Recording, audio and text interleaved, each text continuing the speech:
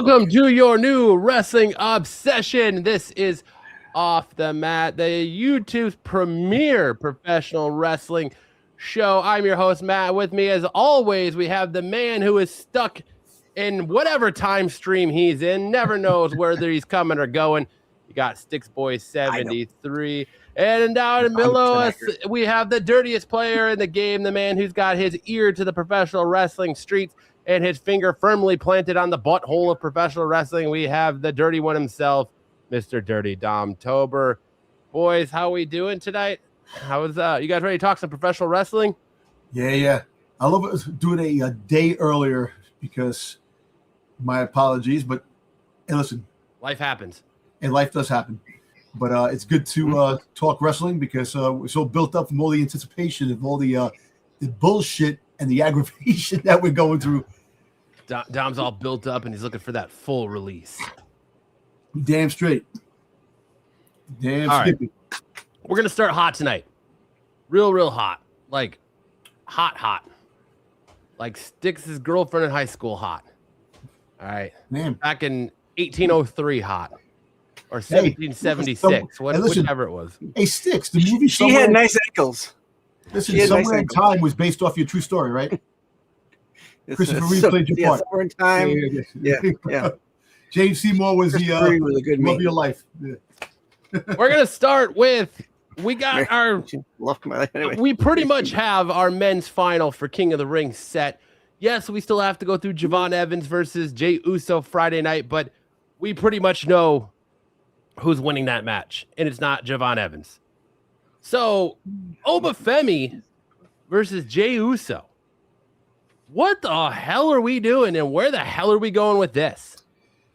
I tell you, straight to Suplex City to make him lose against Jey Uso. So, you know what? Makes sense. Listen, all kidding aside, we all got Jey Uso shoved down our throats. And to be honest, when Jey Uso won the Royal Rumble, last 2 years, we were all for it. We were all for it. Jey, this and that, main event Jey. We all we all agreed. We were happy about that. That's cool that they were pushing Jey Uso, this and that, and we wanted that. But then the shenanigans started happening again. He kept winning other tournaments, going to a championship. He won the belt. He made Gunther tap out, put him to sleep. Gunther, the indestructible Gunther. And then he brought up the Yeet. The Yeet, I heard about in the world. Yeet, everybody loved the Yeet. He yeeted all over the place. Then all over his dog. The decline of Jey Uso started happening with the let's rerun it back. And then Brock Lesnar gets thrown out of the Royal Rumble with the Yeet rerunning back. So Brock Lesnar, a big star, getting thrown out in mid Yeet. And no one knew until no, we didn't know. And now Jey Uso is a backup player to the OTC, but now all of a sudden he gets another crack at championship gold. He's on the verge of another crack at championship gold. All these other players, listen to that. LA Knight, is this man buried or what? Is he buried? Because obviously someone in the higher-ups does not like LA Knight. Oh, I think he's definitely got backstage heat. There's some definite backstage heat on LA Knight. Yeah. There is a lot of venom and visceral meaning in LA Knight's promos. You can tell it by his body language. You can tell it by the way he carries himself. He is bringing a lot of truth and reality to his promos, and there is a lot of frustration on LA Knight, where I would not be surprised if I was LA Knight. Yeah, he's like 44.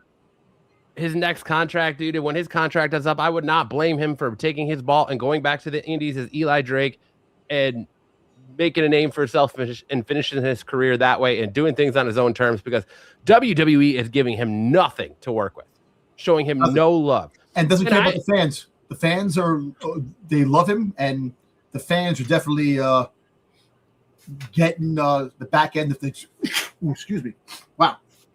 And to touch back on something you were saying, though, I don't think we're leading towards Brock Lesnar Oba Femi 3 right now, because none of this has anything to do at this point. You wait. At this point, you talk Brock into waiting, and if you're gonna pull the trigger on Oba Femi beating Jey Uso at Night of Champions and becoming King of the Ring and calling a shot with essentially you're gonna call it against Roman Reigns, you think? Yeah. Why wouldn't you wait if you're Brock Lesnar till he wins the Universal Championship, and then you are the heavyweight championship, and then you go after him then, and you do career versus title match at WrestleMania. No, actually, in Saudi Arabia. I think we're leading towards Oba Femi Jacob Fatu, because we saw Roman Reigns give Jacob Fatu marching orders on Monday night, and I think that's what we're going to see. We're going to see Jacob Fatu interfere in that match to help Jey Uso win King of the Ring. And we're going to lead towards Jacob Fatu versus Oba Femi on maybe Monday Night Raw, or even at SummerSlam. There's a couple of things we got to talk about, but let's go, because there's some things that hit me watching Raw that I've seen that there looks like there's a change in a lot of things that we actually thought that other things were going to come forward. Now we have to talk about that, the possible changing of situations that we thought that were going to be. But back to Jey. Everybody agrees they're shoving Jey down our throat now. Absolutely. And I'm a Jey Uso fan. I like Jey Uso, but I am not a fan Small of doses.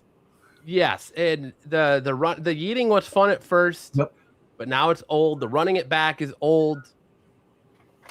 They've effectively done with that what they're doing with Danhausen now, shoving them down our throats. Danhausen's fucking everywhere. Where he's kind of losing his luster for me a little bit. Danhausen's got apparently with they said that because the Knicks won, they have big plans for freaking Danhausen. Oh, I know they do. I know they do. But anyway, Jey Uso probably gonna get a ring. I don't want to.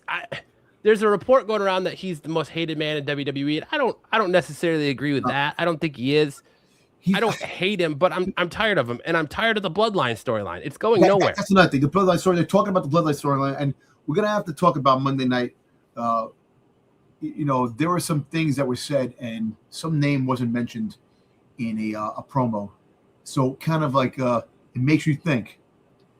When Roman Reigns was saying the best Samoans, the Bloodline's been living forever. One name wasn't mentioned that wrestled. The Rock. The Rock was not mentioned in that promo. He skipped The Rock's name and said everybody else that there was in the ring. And it's kind of it's odd, but that's probably a storyline of its own. We'll probably get another guy that we have issues with coming back in the future. So, but I don't know when, because he's out of the Rock is out of the country doing Moana press for he is the foreseeable future. We'll see, but let's the whole thing with Jey. Do you really like? Is Jey the new what the hell's his name? I'm going to blank now. Shawn Michaels. If you really think about it, with Shawn Michaels, when he broke away from the Rockers, and he became his own thing, and they made him the Heartbreak Kid. The Heartbreak Kid. They made him do his own thing. Are they like the same to Jey? Is Jey the is he him that part of the Usos that break? Because listen, you don't see the Usos freaking winning the tag teams anymore. I don't think they're going for the tag team championship anymore. No. Now, but I don't think the heat on Jey is the same as the heat that they made for Shawn Michaels. Mm-hmm. Shawn Michaels went heel. Jey is. But Jey might be going. He might be see. This is the thing. I don't know if you want to consider him heel bigger or not. It could be something big with Jey coming in the works, and it could be a betrayal of Jey and Jacob Fatu betraying Roman. So there's a potential story there that could happen. But you want that to happen via Jacob Fatu. Nobody wants to see Jey Uso versus Roman Reigns at SummerSlam. That is not a SummerSlam worthy man. I don't think we're gonna get that. I don't even think. I think you get the wrong Uso, but okay. I think Jimmy has more of the his promos. What do you mean the wrong Uso? But I think they planted a seed this week that Jimmy is gonna get. Yes, sir. I agree with you because of the way he's going about LA Knight. Yeah. Hey, give him time. Let me talk to him.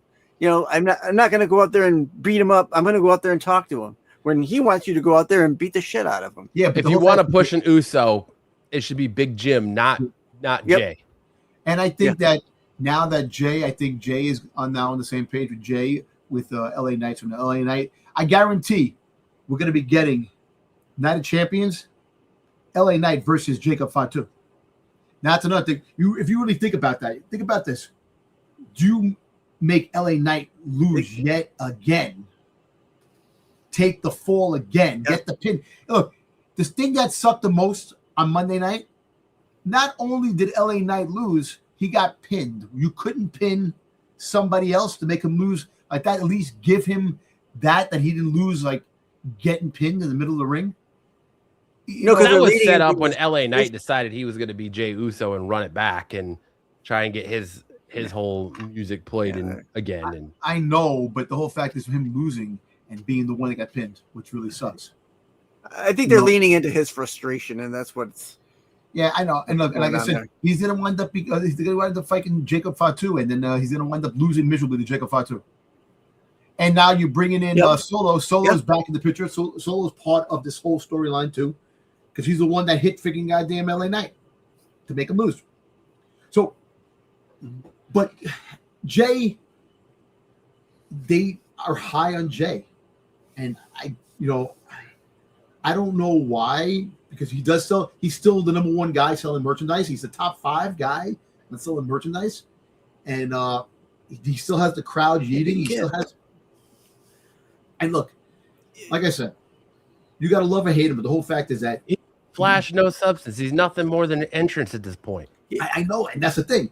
He's a jobber, a backup at office now. He's going to look. So that means, think about this. So that means that Roman Reigns is now a heel again. You really think about it, they're heels again, because the way Roman Reigns is acting, it looks like he's a heel again. Like they're all heels. Yeah, I don't know what the fuck that shit with Eric Andre was on Monday night. It was stupid. That's what it was. You know why? Because they're promoting the Big Brother, the new TV show with John Cena. That's what Who cares? It was a waste of a segment. But I don't, dude. We don't need Jey Uso King in the Ring. It's got to be Oba Femi, and even then, like, if you're gonna pull the trigger, you pull the trigger all the fucking way, and you go Oba Femi versus Roman Reigns at SummerSlam, and you have Oba Femi take the belt off Roman Reigns. In reality, this is what you do. In reality, Devon Evans is now he's having heat with the Vision. The Vision come in, interfere, he loses. Jay goes to the finals against Oba Femi. LA Knight interferes with Jay, and Jay loses. Oba Femi wins his shot to go to SummerSlam to fight Roman Reigns for the belt. So you have that. That's the only way. You pull the trigger and you prove all of us wrong, because all of the internet, all of the IWC, and when I say all, I mean all of the IWC is dismissing Javon Evans. I love Javon Evans, but everybody you listen to is already calling Jey Uso winning this, Jey Uso winning this, Jey Uso winning this. Do you shock the world and pull off Javon Evans beating Jey Uso because and you give us Javon Evans versus Oba Femi at Night of Champions instead of Jey Uso versus Oba Femi? Well, listen, you did have some epic match. You did have the epic match between Oba Femi versus Javon Evans in NXT when Oba Femi was champion. So when Javon should have won it, you could try to rekindle that on the main event on Monday Night Raw. On Night of Champions, and really have that and really push the. I would love that. Push that. That could be great right there. So you have LA Knight interfering and making Jay lose to against Javon Evans. I don't even think, man, you don't get that far. You shock the world and you have Javon Evans go over Jey Uso clean on SmackDown, because who needs it more? Who benefits more from it? Look at what King of the Ring does. Look at all the careers that King of the Ring launched. The reason we have Austin 316 King of the Ring is because King of the Ring. Yeah. Restore that prestige. Launch Javon Evans into the stratosphere. The kid is gold. The kid is great. The kid is young. You build young stars. You're maybe 5 years away from not having any talent whatsoever, because Punk, all these guys are that you're pushing that are in their 40s are going to retire. They're in the 40s, yeah. And so you put the kid on a launching pad and go and give us we saw how good they were against each other in NXT. You give us a hell of a match. You give the Saudis a hell of a match at Night of Champions. A pay-per-view, which, by the way, correct me if I'm wrong, that it's called Night of Champions and we don't even have one goddamn championship match. Nope. You got a steel cage match between Braun Breaker and Seth Rollins that was announced on Monday night. And then you got King and Queen of the Ring finals matches. Finals. You know, that's 3 matches right there. Think about this. Out of 5. So all right, this is what happens.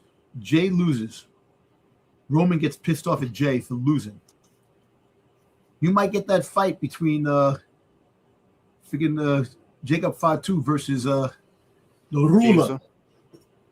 Well, and that's what it is. It really feels like Jacob Fatu is set to Raw to fight Oba Femi because they need another big body to put him against. Yeah. Right now, if you pull the trigger and you do Brock Lesnar versus Oba Femi at SummerSlam, there's no reason for Brock to give him a third match. He's got nothing. This is a third match. I know, exactly. There's no reason for Brock to give him that third match. He's got nothing. There's got to be skin in the game for both of them. If Oba Femi is going to be like, all right, well, I want to retire you for good, your career versus what? And we don't have that. So do you have somehow Oba Femi win and then Brock Lesnar beat him down and somehow Brock Lesnar get inserted into SummerSlam and then we have a triple threat for the World Heavyweight Championship where we have Brock versus Oba versus Roman Reigns? No, I think it's going to be Oba Femi Brock 3, the final champion. For what? So you're going to have to look. This is going to happen. So if it's not SummerSlam, you could possibly have this final match. Got to be SummerSlam. I know, but that's the whole freaking thing. So he's got to come out then. That's the whole thing. He's got to come out this week. Do you really think WWE is going to fly Brock Lesnar all the way to Saudi Arabia just for him to interfere in the King of the Ring finals?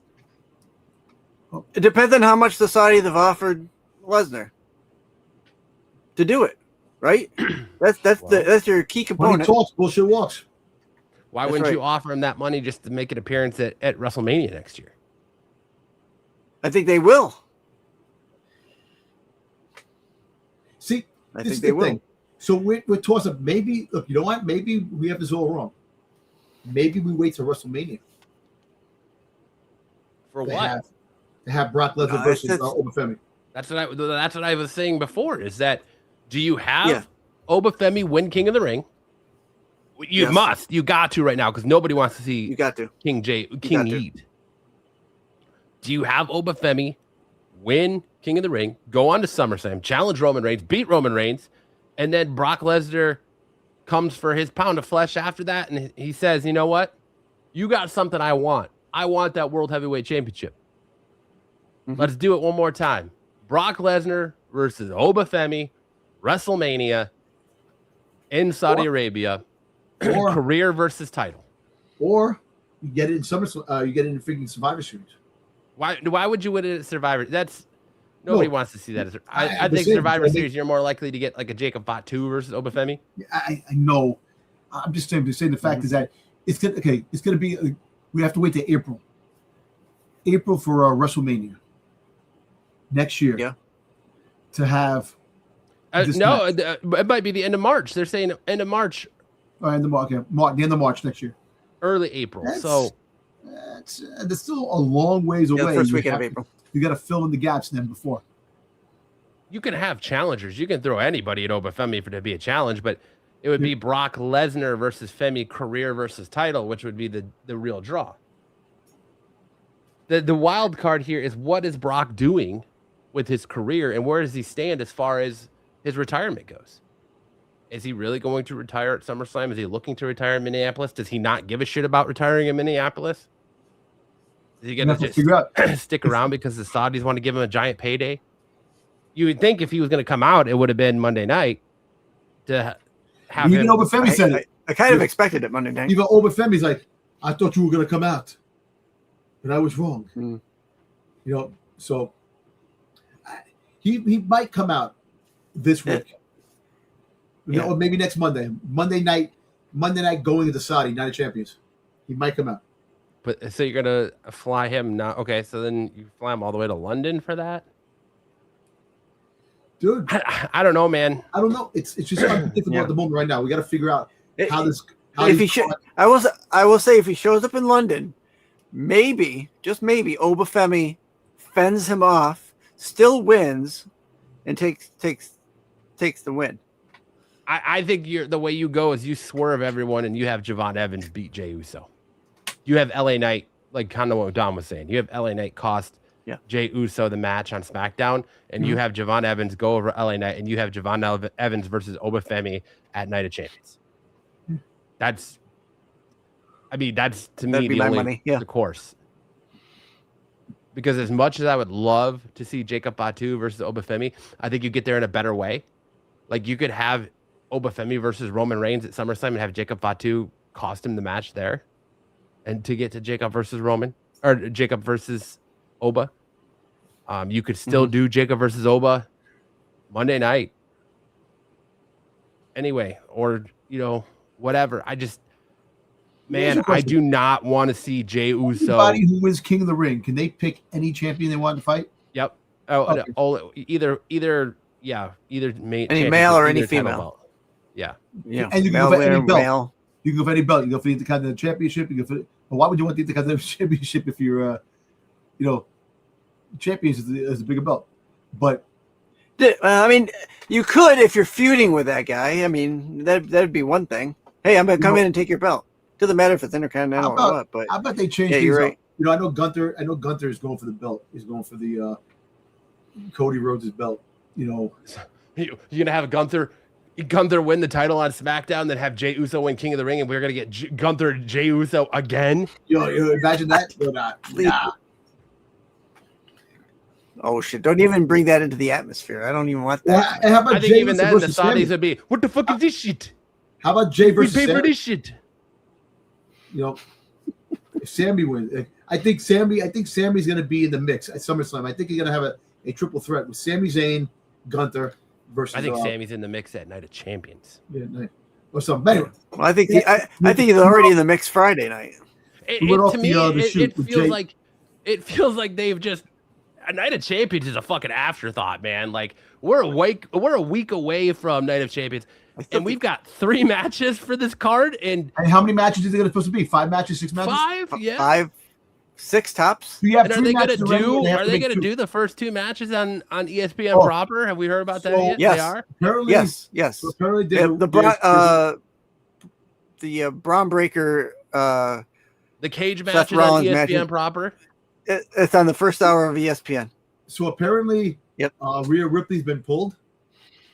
And, she's hurt. She's got a freaking surgery. Tiffany Stratton is going to be in a place now as one of the champions in a match fighting. And so Rhea Ripley, the knee injury is actually much more worse than what they were saying. She might have to go for surgery. She might have to freaking put the belt up. Yeah, there's a lot of speculation that she might not even make SummerSlam. Yeah, so. And the thing that sucks the most is that I wanted Raquel to win. Raquel should have won. And look, I like Io Sky, but the whole fact is, come on. You're supposed to be building new stars. Raquel should have won. You should have Raquel going to the thing, and then she changed her mind. She's like, I'm going for you. And look, and the whole thing, too, I'm going to tell you another thing, too. See, I got some stuff in the Dirty Dom sheets that I found out. And I don't want to say it now about certain things that are. Like I said, save for the sheets. The butthole of professional wrestling. Yeah. So, but no, let's just finish this. I will tell you one dirt sheet that I heard that because of what happened with Jade Cargill, Her wig is on IR. No. Oh my God, Oh, Stixs. no, that was funny. And what did I tell you, Matt? When I text you, he goes, "You went there." You went there. I'm like, "Hey, you should have ball take." What do you? Hey, but anyway, but I actually thought it was. All right, well, we're gonna have Stixs start his vacation early this week after that terrible joke. I know, terrible joke. Stixs is on IR after that terrible dad joke. Damn, Stixs. Nah, but look, we came up with good things, good scenarios, and hopefully the WWE listens and Jey makes it. Let me ask you this. I'm not gonna even say it sound right. Makes it to the friggin' Night of Champions as a figure. Let me ask you this. Doesn't make it. If Rhea Ripley is hurt as they're speculating, do you have her show up on Monday Night Raw live from England, from London, and have her? Well, actually, it would be SmackDown. Drop the belt? Have her show up on SmackDown Friday night and drop the belt and do a battle royale at Night of Champions. Winner is the new women's champion. And okay, you could, but there's or do you have the finals of the Queen of the Ring before that championship belt? Maybe Charlotte Flair versus Io Sky for that belt. Maybe but Io Sky is Raw. So yeah, I know, but you could move her to SmackDown. It doesn't matter because remember there's still a trade. Finn Balor went to SmackDown, so there's got to be the trade was Jacob Fatu. Jacob Fatu came to Raw. So, Balor went to SmackDown. Listen, there's a lot of speculation that, like I said, there's a lot of things crossovers, but a lot of speculation that they're going to be doing some more flip flopping because there's more call ups that are coming up. But you know what? All right, I'm going to give you one of the dirty Dom sheets right now. No, just hold it. Just hold it. No, because it makes sense. Okay, well, go. I mean, if it goes in with my question, go ahead. I just don't want to ruin your segment. The whole thing, it's not ruined. So apparently there is a visa issue with overseas with Stephanie Vaquer, Dragunov, and somebody else. I forgot who the other person was, but the reason why you haven't seen them on TV, they're ready to go. And Dragunov, off TV for a while because of the visa problems.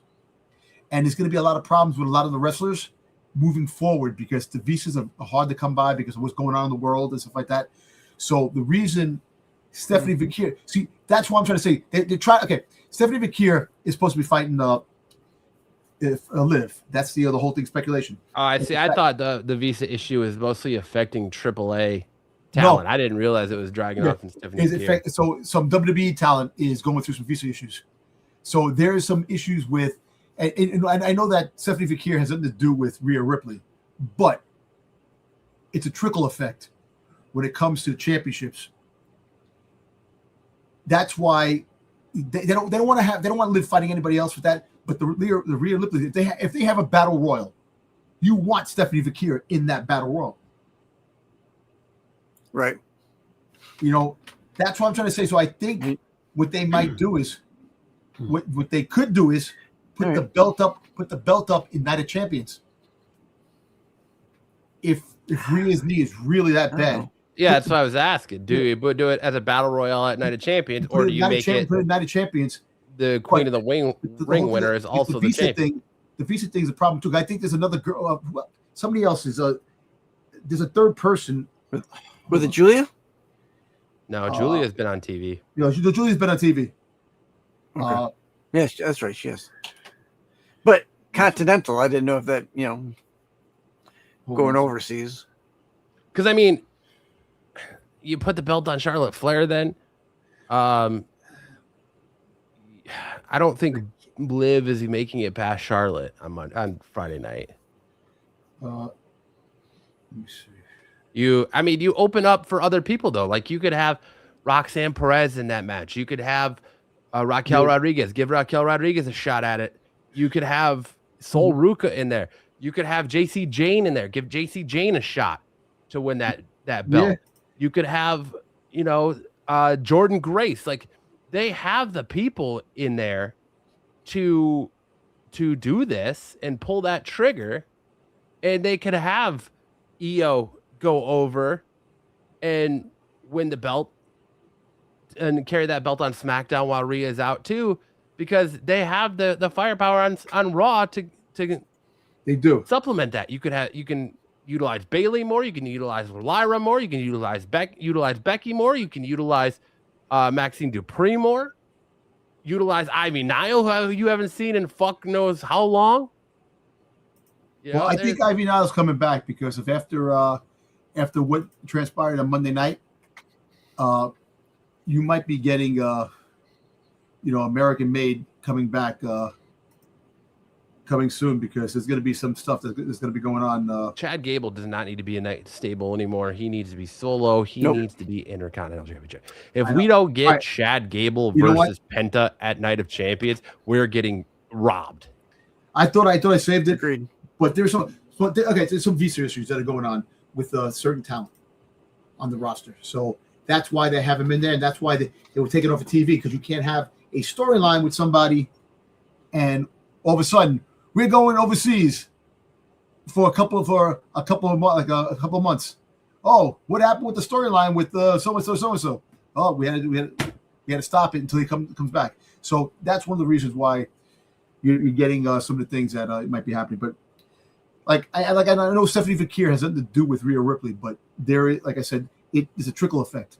If Rhea Ripley is definitely that injured, that championship, you want all your top wrestlers to be, the fight. And you know what? Then again, they might do the night champions just because have that battle royal, like you said, or maybe have a fatal 4-way.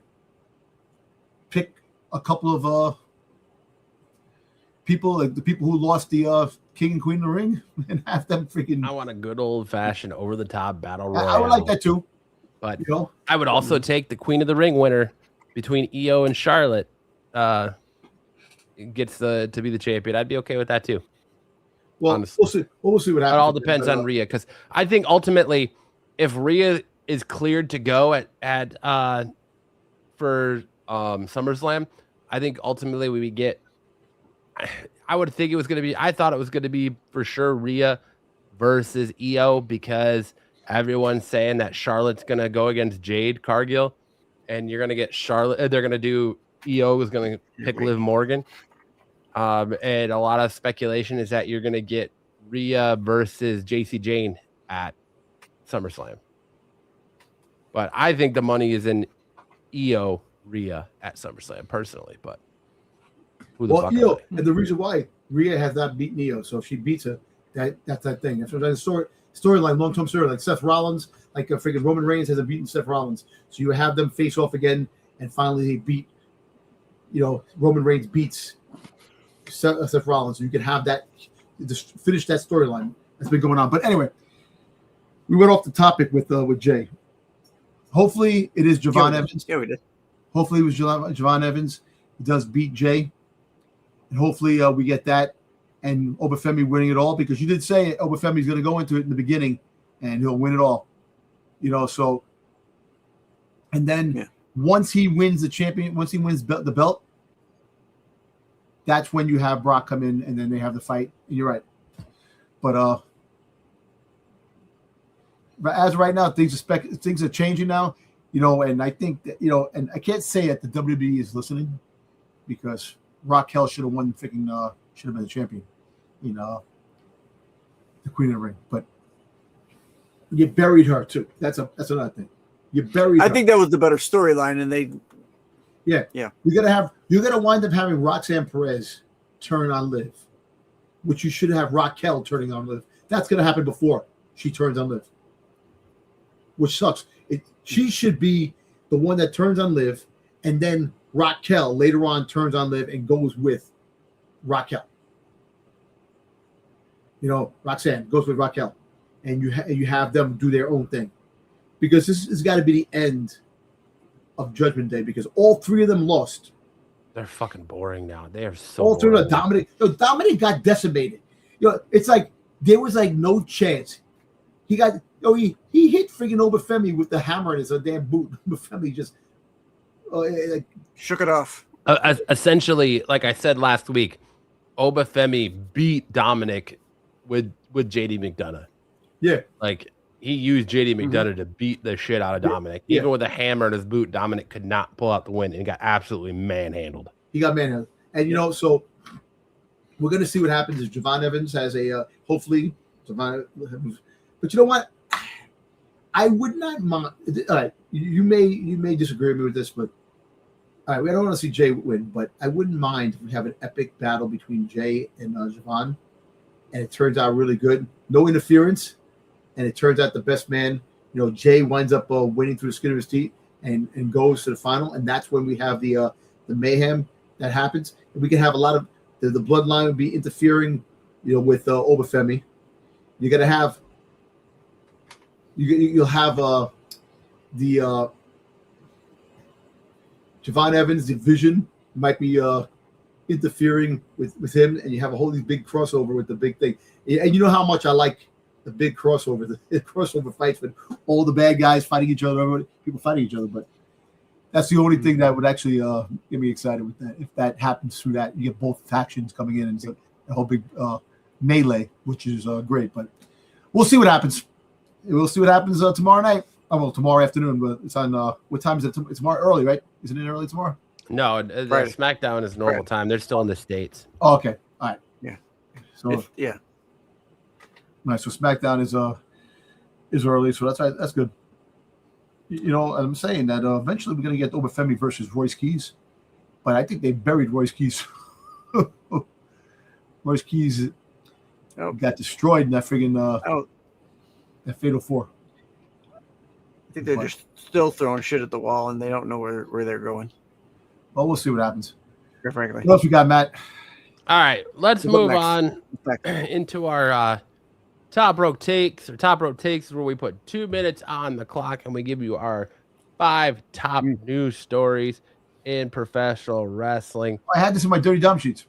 Yeah, kicking us off, we got Tessa Blanchard was once again leaving TNA Wrestling, and word is it's due to her obligations or contract with CMLL, and because TNA is partnered with WWE, who owns AAA in Mexico, and she's doing dates with CMLL. TNA was no longer happy with it, so Tessa Blanchard has decided to ask for her release from TNA so she could continue her dates in CMLL.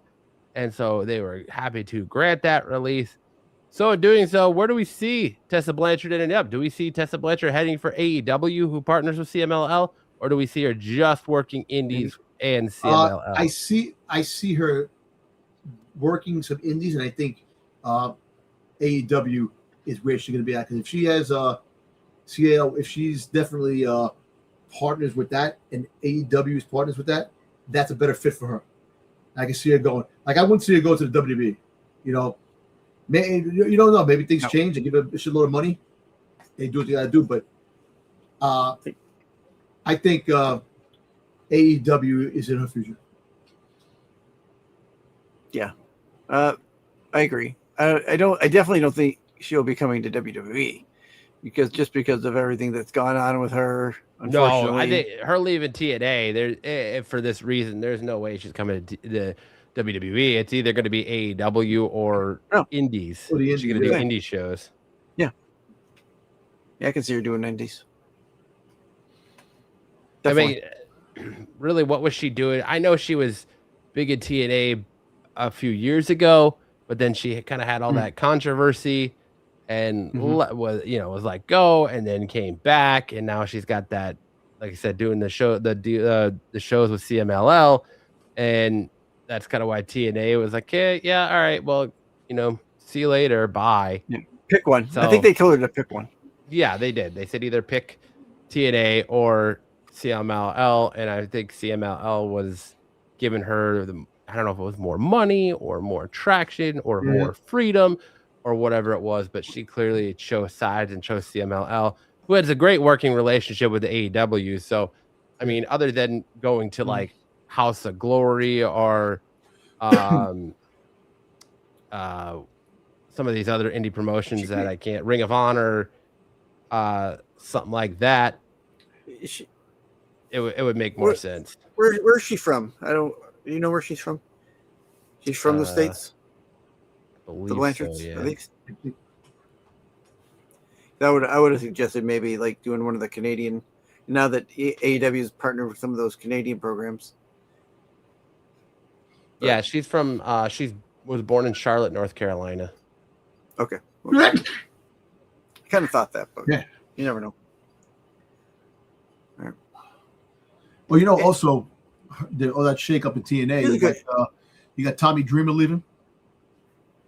Tommy Dreamer is he's taking off, and also somebody else is taking off too. Hold your shorts, man. Quit jumping ahead of things. Oh, sorry, I had that there too. I'm sorry, I had that. That's why.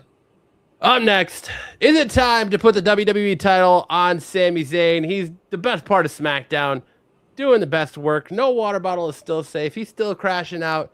He's trying to get advice from a basically comatose Johnny Gargano at this point. Is it time to put the WWE title on a man who looks like he just rolls out of bed and shows up for work? Yeah, I mean, he's like you say, he's been doing great stuff. He's the only bright spot on SmackDown, as far as I'm concerned, when it comes to the male side of things.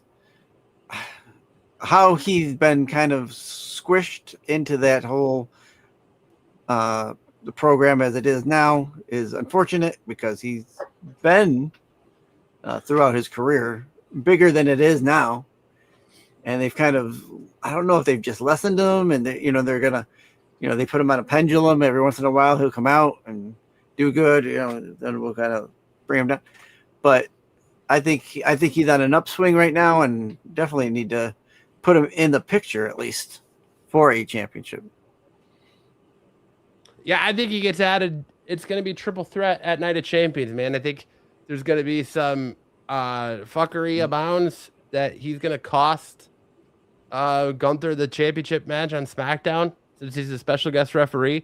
And we're going to get a triple threat match, Gunther versus Cody versus Sammy at Night of Champions. And we're going to see Sammy win that. They need to put that title on Sammy at Night of Champions just to freshen things up a little bit, shock the world, and give us a little fresher before SummerSlam. And what better way to do it? I mean, you pull the trigger now. You have him win the title now in Saudi Arabia instead of wait until WrestleMania next year. I mean, personally, I think WrestleMania next year would be the better story, but WWE is kind of stale, and they need to freshen things up, and they need to take that title off Cody already. Yeah, I think he is one of the bright spots on SmackDown. His promos are always good. Sammy always looks like he's his anxiety's about to pick up the way he acts. Overly emotion. No water, like you said, no water bottle safe, and but after seeing the last couple of weeks and his interactions with Cody and that fractured friendship that they have now, to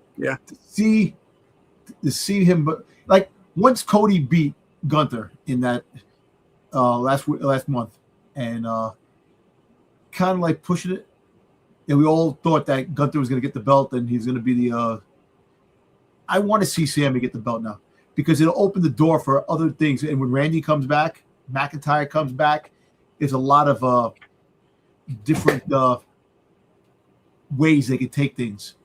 Him being champion, so, and plus think about it, the Bloodline storyline will be even higher.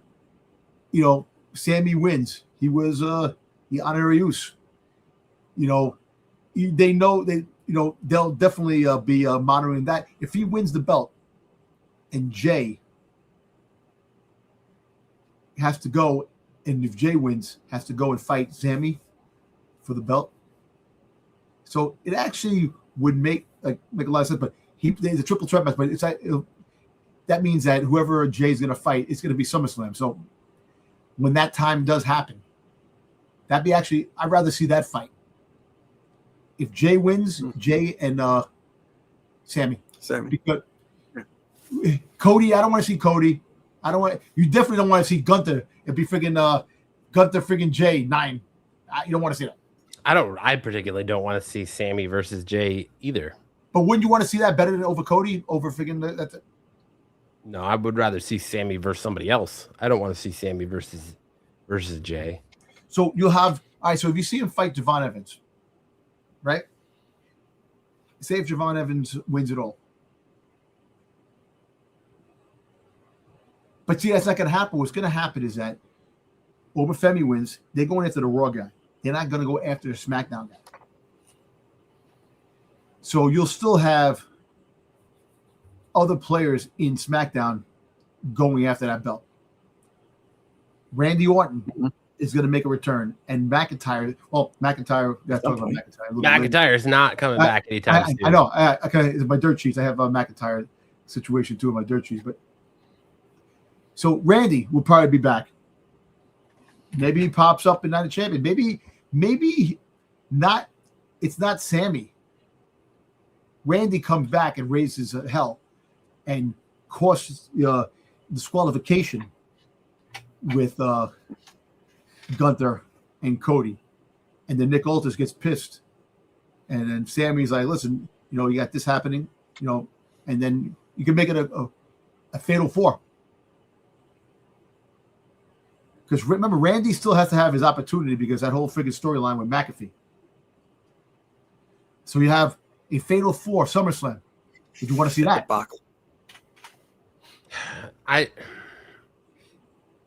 No, honestly, I wouldn't. No, but obviously because you know that the winner of the King of the Ring is not going. It's not going for.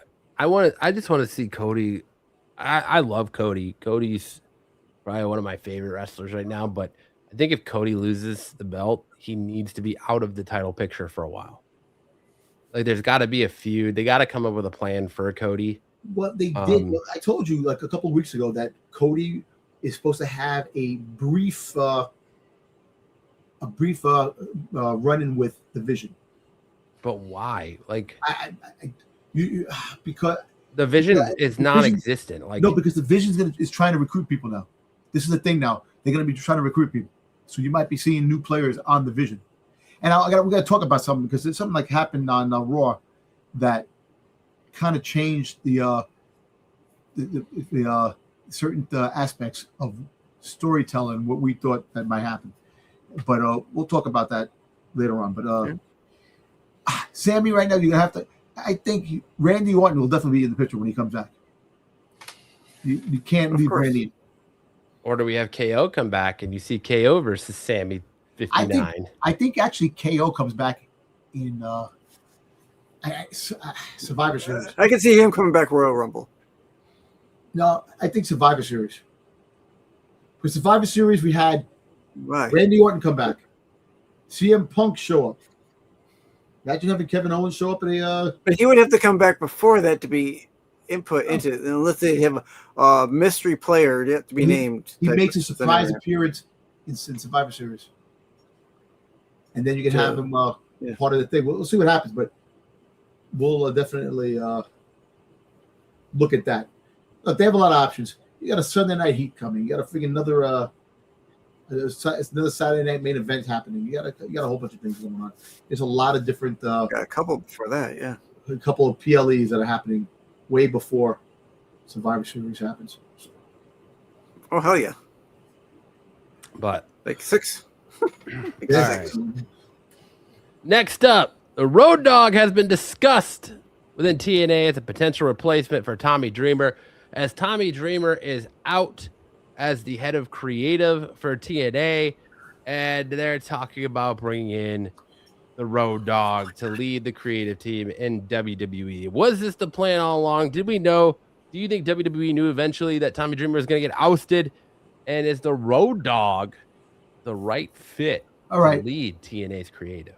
I'm going to give you a example. Sometimes when you have a high profile team and you play for it and you can't handle the big lights in the big city, and then you get traded to another team and you wind up becoming the player that they always thought you were, because you couldn't handle the big scene, but you wind up going to a team that actually is less known, but you're putting up big numbers and you're comfortable there.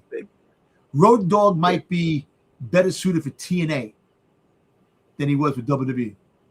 You know, not to say that great, you know, it could be a total disaster what happens, but give the man a chance. Maybe he could turn creative there in TNA and make it a better product. You know, it's a 50-50. You don't know what you're going to get. And Tommy Dreamer, maybe Tommy Dreamer comes over to Raw, comes over to WWE. I don't think so. I don't Swapping. think that's happening. Hey, look, remember, Paul Heyman has a connection with all these ex, freaking ECW guys. So you don't know. Maybe there could be a spot for him. Maybe he comes back as a manager. Maybe he comes back as something. You know, I remember going to Yonkers because I know that Tommy Dreamer lives in Yonkers. I remember going to a store in Yonkers shopping, and he was in there shopping. I'm like, yo, Tommy, what's up? But it was a long time ago. That was and then he hit you with a kendo stick. Yeah, exactly. Nah, but who knows? You know, I'm not going to say that it might be the greatest thing for TNA, but it could be something. I mean, I think I get what you're saying, and yeah, it could potentially work, but I mean, if you want to turn TNA into a hokey, non-directional, soft limb dick like SmackDown has been the last couple of years, sure, hire Road Dogg. He couldn't cut it in WWE as he was a main roster talent, part of the New Age Outlaws, one of Triple H's friends, but he couldn't cut it there as creative. Twice they tried to put him in head of creative SmackDown, and it didn't work out. What's he going to offer TNA? You know, what's he going to bring to TNA that's any different than WWE, other than the knowledge of the WWE system and the way they handle creative to try and bolster TNA a little bit? But I just don't see it working in TNA's favor. Interesting.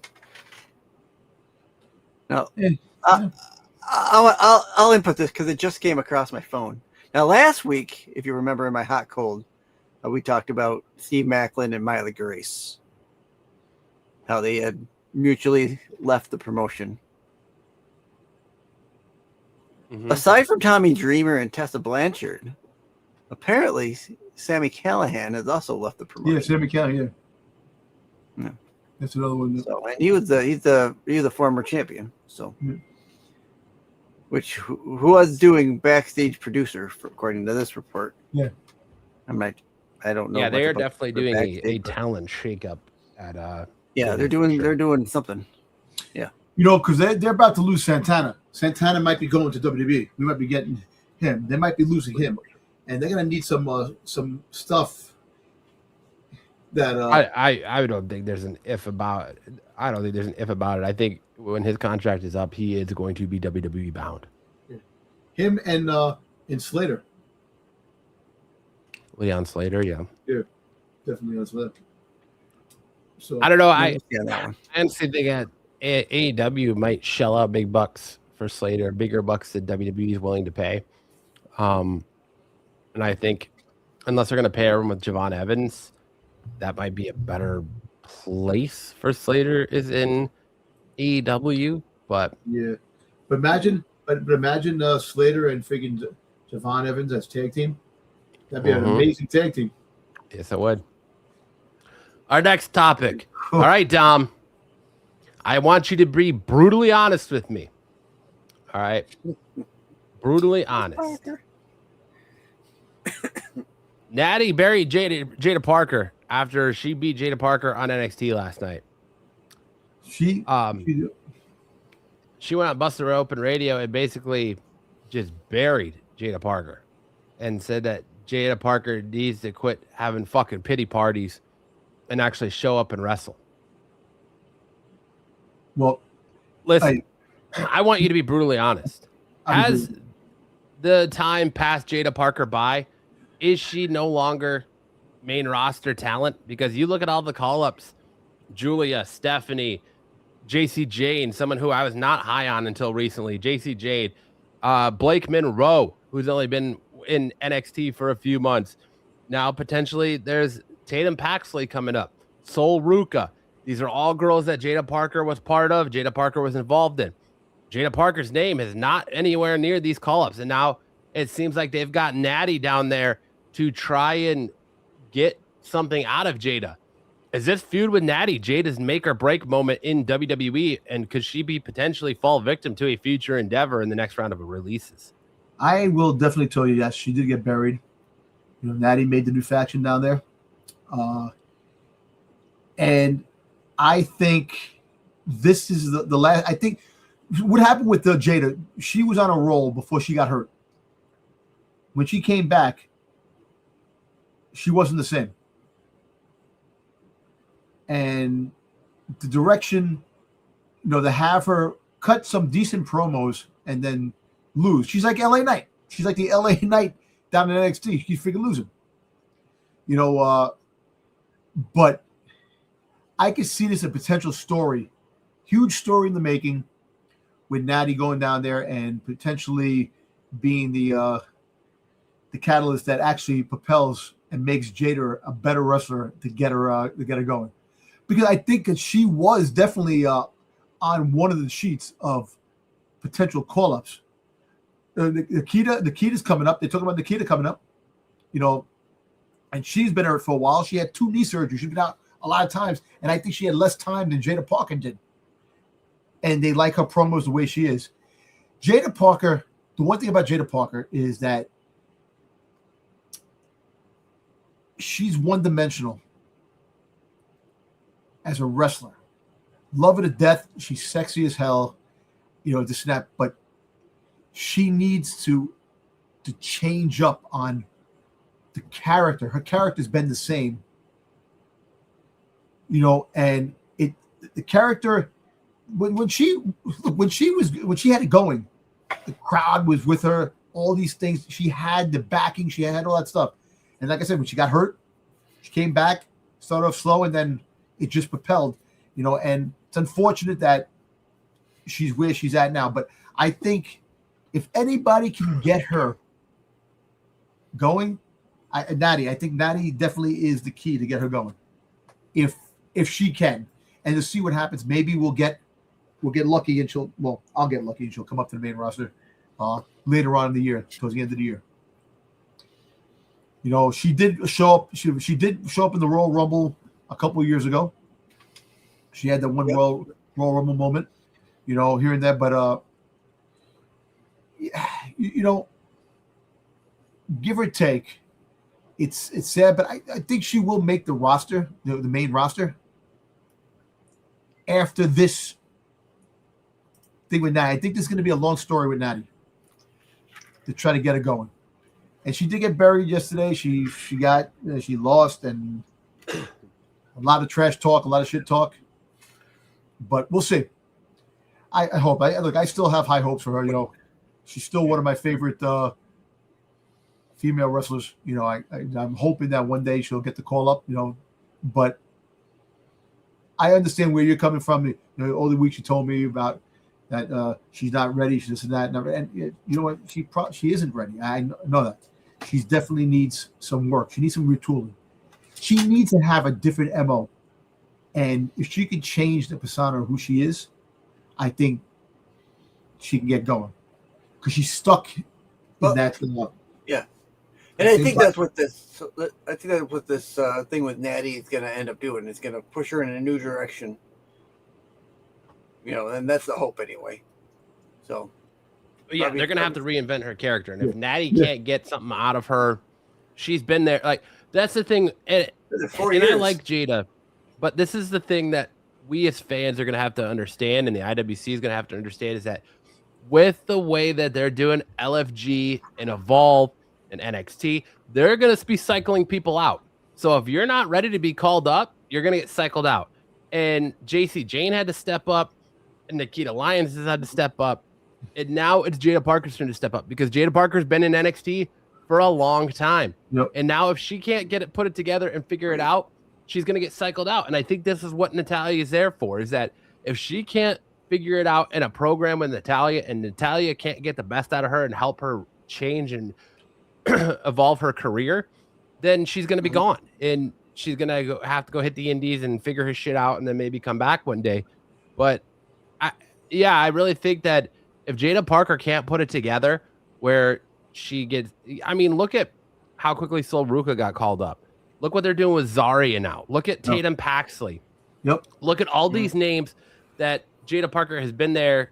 They came after Jaida Parker. Yep. And they're pushing and moving it. Blake Monroe, Julia, like they're pushing. I mean, other than Kiana James, who's still down there, but has still been NXT Women's Champion, or sorry, NXT North American Champion, TNA Women's Champion. I mean, I think Jaida Parker is probably the longest tenured woman in NXT right now. Yeah. If she can't do it now, it's time to move on. You know, and I know that the WWE and NXT hired her. They like her. It's just that you're right. Natalya's going to have to get some out of her, reinvent her character. And if she can be reinvented, then she'll come up.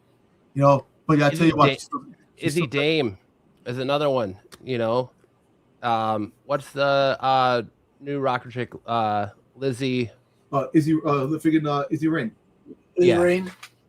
Izzy Rain is another one that has seemed to be in NXT for a short time and getting more spotlight than Jaida Parker. Like something's got to change for Jaida, and she can't just ride on the fact that she might be dating Jey Uso. And if she thinks that, you know, dating Jey Uso is going to save her, I don't know. You need to see more from her. She needs to step up. She's still sexy as hell, and she's still my favorite and my number one. Hopefully, she'll get called up. She is sexy, and she is great, and I think she could do great things. But she has potential. She has potential of being a really good wrestler. It's just the fact is that her MO, the persona that she's showing, right? You know, it's just that it's been a long time and it's played out. All wrestlers reinvent themselves. They all reinvent, and they find their niche on what they're gonna be. Like, and you look. The best example is Nikita Lyons. You know, when she first came up, she had one persona. She got hurt, came back, and she tried that persona again, and then she started playing around with some other things, got hurt again, and now she came back, and this persona that she has, you know, is kind of wacky, but it's kind of funny, singing and freaking doing all these things. And like I said, that was a surprise faction that came out of nowhere on NXT last night. So I didn't even have a name. I know they have a name. I think they'll probably come out next week and they'll have a name. But that was surprising that they wind up becoming a faction. I think the only thing I'll end with Parker is how long can you go by being she has potential to being, you know, out. Like, you can only say someone's got potential for so long until it's, she's had time to have potential. You're true. No, you're right. She hasn't showed us that her potential is going forward. She's just stagnant. You know, maybe I know that they like her. You move her into a smaller regiment, but right now, she's got to move out of that potential. Yep. And I love you, Walker. Last story of the week is: are we about to see the return of Vince McMahon to WWE this year? We've all been speculating on it, and as of the last couple of weeks, with the shareholders lawsuit just disappearing, and now the Janelle Grant lawsuit moving to arbitration, to where we're not really going to get any more updates about it, and it's being taken out of the public eye. Could this be Vince McMahon using his millions or billions of dollars to buy his way out of this situation and potentially buy his way back in to WWE? Boys, what do we think and how do we feel about possibility of Vince McMahon returning? Go ahead, Stixs.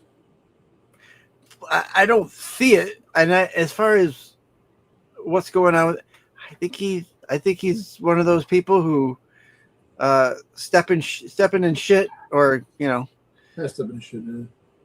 Yeah, and he coming out smelling like a rose because things fall out of place, and it's all in his favor.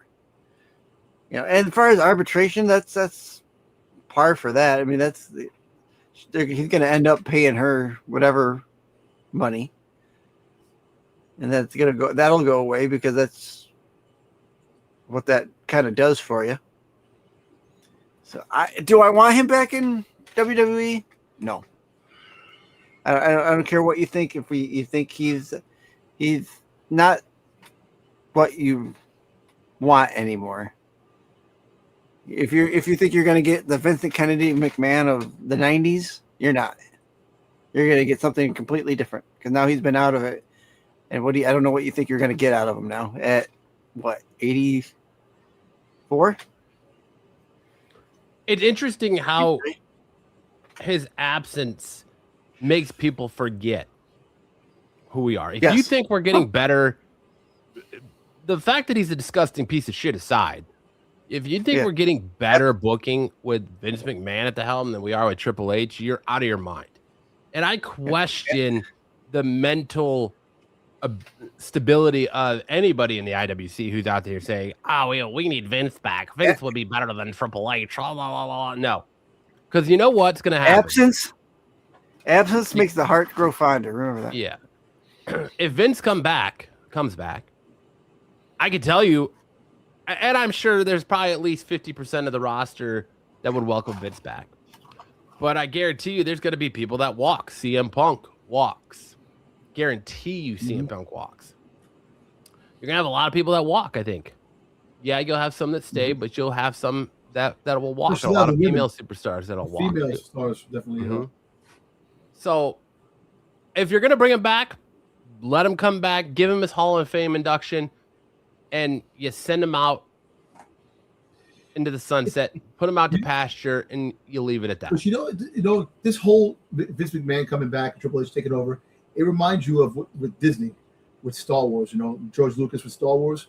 They wanted George Lucas back because Star Wars is, they don't like the other Disney. But remember, George Lucas sold the people who were toxic against George Lucas.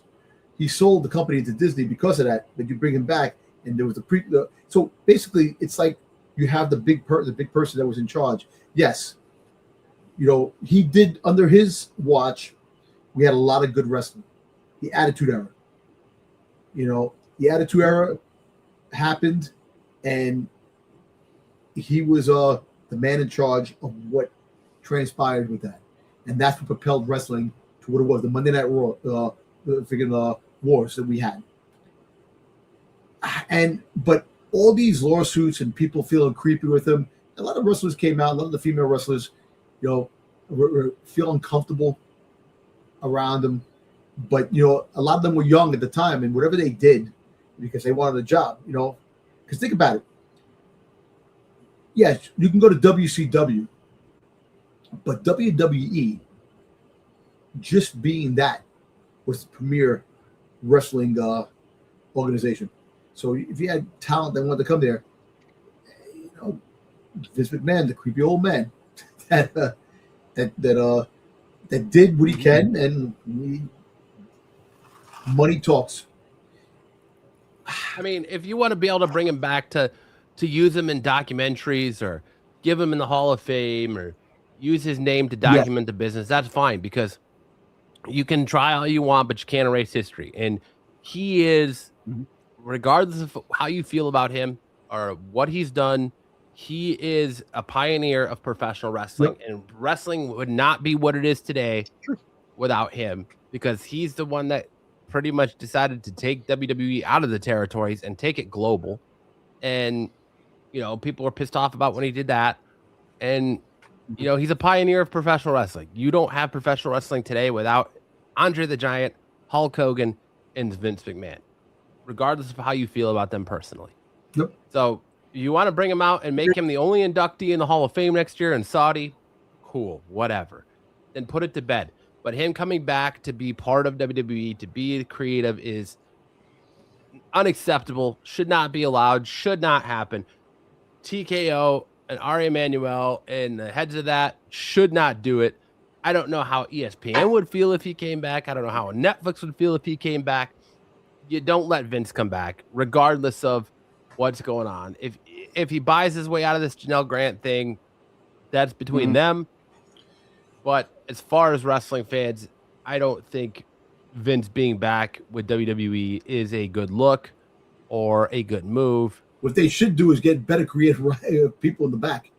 You want that. You want better people, right? And look, you know what? All kidding aside, we trash Triple H a lot of times here and there, but a lot of it's is not under his control.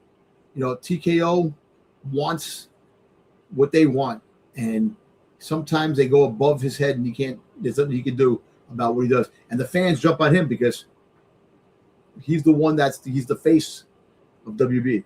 But having Vince come back, right? I think, like you said, having Vince come back should be just for they put him in the Hall of Fame. You're right, documentaries and just some things, and just keep it moving. Move on. Yeah, great. All right. That's it for our top rope takes. Now we hand things over to the dirtiest player in the game, the man who's got his hand and finger on the pulse of professional wrestling. We hand it over to Dirty Dom and the Dirty Dom Dirt Sheets. So I got a couple of things. I got to see how many I have. I can't remember how many I have, but so we talked about the visa issues with certain wrestlers here and there, but so apparently some rumors have been floating around that Dragunov might be going to AAA. They're discussing maybe having him go to AAA, put a mask on, become the crazy dragon. So just imagine he'll kill them over there the way he wrestles. But that's the rumor floating around. It says, according to rumors surfaced today, WWE United States Champion Dragunov would be close to arriving AAA wrestling and would do so under the new mask identity, Mad Dragon, but the crazy dragon, Mad Dragon. I mean, I'd be all for it if it means he can wrestle. If they can't get a visa, if he does it while he's having visa issues in the States, why not go wrestle AAA? Yeah, exactly. It says if the information turns out to be true, Triple H would add the most intense talent fighter in the world. Many consider Dragunov as one taking the max of WWE. He goes, so his arrival in Mexican wrestling would quickly turn him into one of the top stars in the company. So, so what do you? So I think that'd be pretty cool. At least get him on screen, get him fighting. Because it sucks to have that talent, and he's just sitting in the back doing nothing. Yeah. Yeah. Put him somewhere. No, that's smart. No, so all right. I got another one. So we all speculated about McIntyre returning. Apparently, rumors he's not. So according, he got cast in another movie. So he's doing another movie now. So we might not see him even past SummerSlam. He might not come back by SummerSlam either. Yeah, there's a lot of talk that he was actively shopping around Hollywood looking for movie roles. Yeah. Requesting movie roles, requesting auditions because he did not want to go back to WWE yet. So one of the movies is going to be filming in the summer in Spain. So he's going to be out of he'll be in Spain filming a movie when SummerSlam is probably happening. So maybe you'll get him for Survivor Series, come back for Survivor Series, or show up at a PLE like random one day after he's finished doing what he's doing. I'd say surprise entrance in Royal Rumble next year. Would be my money. All right. Yeah. So anybody watch the UFC fight from Washington, from the White House? Nope. Didn't care. So apparently there were some shots fired. Freaking Conor McGregor made some shots fired at the OTC. Okay, I'm glid you're going here, but instead of going the other No. I was about to be like, Dom, don't open that can of worms, Dom. That's another thing. That's not what I was talking about. I'm just interested in the fact that he made the comment about the OTC about it, and then Roman Reigns said who? So could there be a potential of having Conor McGregor showing up in a WWE ring? They've been trying to do that for years. I know. Maybe this might be the catalyst to get him in, because now that TKO, now own WWE, maybe gonna work out a deal. Because actually, Conor McGregor is actually just coming back saying that he has another fight. There's another fight that was in his contract, so he's coming back to fight again. But we've had freaking UFC guys trash talk wrestlers before, and we had some situations where they came in. So do you see Conor McGregor making I would like to see Conor McGregor in WWE. Just doing something. Yeah. It'd be better than what we got Monday night. As far as celebrities go. He's actually taking shots from two different people right now, because Paul Walter Hauser is also taking shots at Roman Reigns for being there too. So it was I think Paul he took a shot for friggin' Roman Reigns being there, but Conor McGregor just took a shot. Why are you here wrestling? Why you have nothing to do with UFC? So kind of that's a shot because he was there watching the match. So he was there because ESPN and TKO wanted him there. That's the thing. But also it's to open up some can of worms where you potentially have something down the road where maybe plants a seed. Yeah, some speculation, But let me see. I got the. I don't know. I kind of wonder if Conor would be able to pass WWE substance abuse policy. Yeah. So give or take, we'll see. Like I said, anything's possible. Allegedly, because that's the rumor. Allegedly. Allegedly. There you go. Listen. Yeah. And like I said, we had UFC fighters became wrestlers. Years and years Shamrock, ago. Brock Lesnar. Yeah. So, Jake Hager. Well, Jake Hager kind of went from wrestling to MMA. What's his name? Same with Bobby Lashley. What's his name? Who fought Brock Lesnar? Frank Mir. Was it? You had. Cain Velasquez. Yeah, Cain Velasquez. Yeah. So hey, who knows? Like I said. And then he unalived someone. Yeah, he unalived somebody for a reason. Which yes, he did. And it was a very good reason, but it was a very good reason. Very good reason. But we'll see what that transpires. All right, the last one we briefly talked about it. So LA Knight was planned to win the King of the Ring last week. He was planned.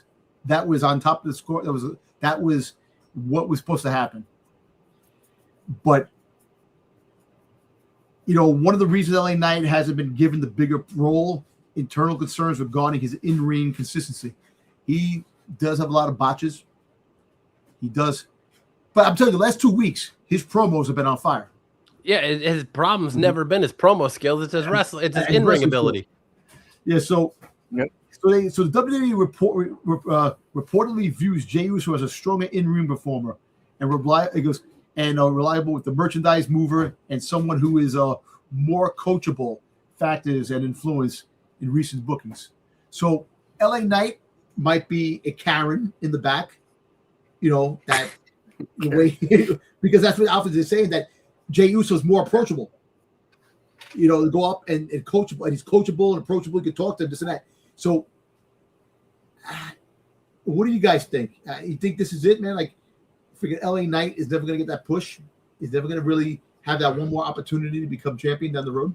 Maybe mid card, but I don't ever see him winning the WWE or World Heavyweight Championship. Never.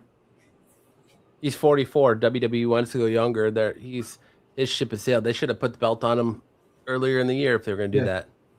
Yeah, you're right. Mm-hmm. He's got hard botches. You saw him botched at 619 in the house shows when they were overseas. That was funny. He can't even jump up on the top rope without slipping. It just I like LA Knight.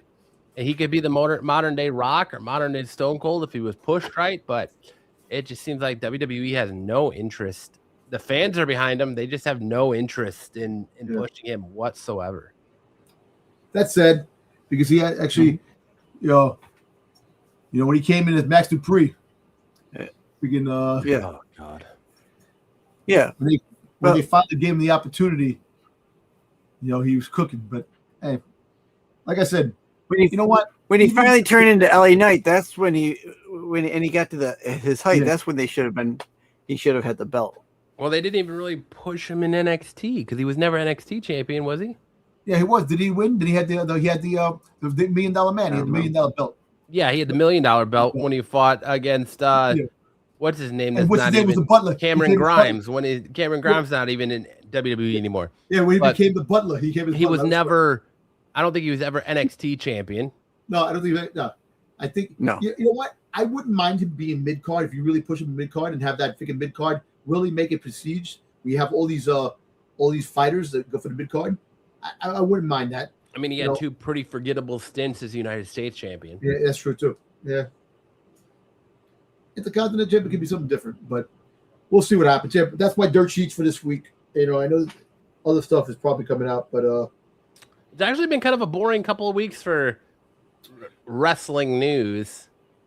We all kind of blew our loads a couple of weeks ago with the releases and all that. Well, we had a lot of stuff, but you know what?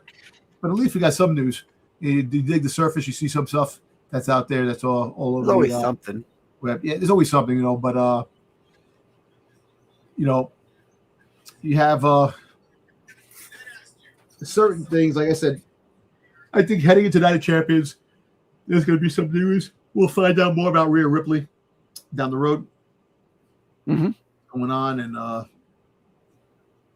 and we'll see. Like I said, we got that, and I don't think. Like I said, we got You got the Night of Champions in 2 weeks. So you have two more shows. You have Friday night. Well, you have three. You have Friday night SmackDown tomorrow. You got Raw, and then SmackDown, and then the Night of Champions. So you got three more shows. 3 more shows before the Night of Champions. So we'll see what happens, transpires in those shows. Oh, what I did want to talk. Well, I want to talk about. I don't know. You want to wait for talk about the Raw and SmackDown, this and that, but there's some things about Raw last night that I wanted to talk about. Yeah, we can do it in our review section, our 3-count reviews, best moment, worst moment, what were they thinking, moment of the night. We can do that there. We're going to open it up with SmackDown. Dom, I'm going to let you talk about SmackDown from last week. What was your best moment, worst moment, and what were they thinking, moment of the night? The best moment was Logan Paul coming back. That was on Raw, not SmackDown. SmackDown. Oh, SmackDown. Well, the best moment, the worst moment was LA Knight losing. You're right. SmackDown. He fought LA Knight fought in SmackDown. Yeah. So him losing, and then Solo all of a sudden becoming part of the whole Bloodline storyline again because, and the burying the freaking Royce keys, and also you brought Finn Balor back to lose, the push. I know that, it's just the first couple of weeks, the first week that he's actually really there. You did have the him and Tonga as a potential Bullet Club, bring back old times, which was pretty cool. The best moment was Sami Zayn, man. Sami Zayn, the promo with Sami Zayn and Cody Rhodes.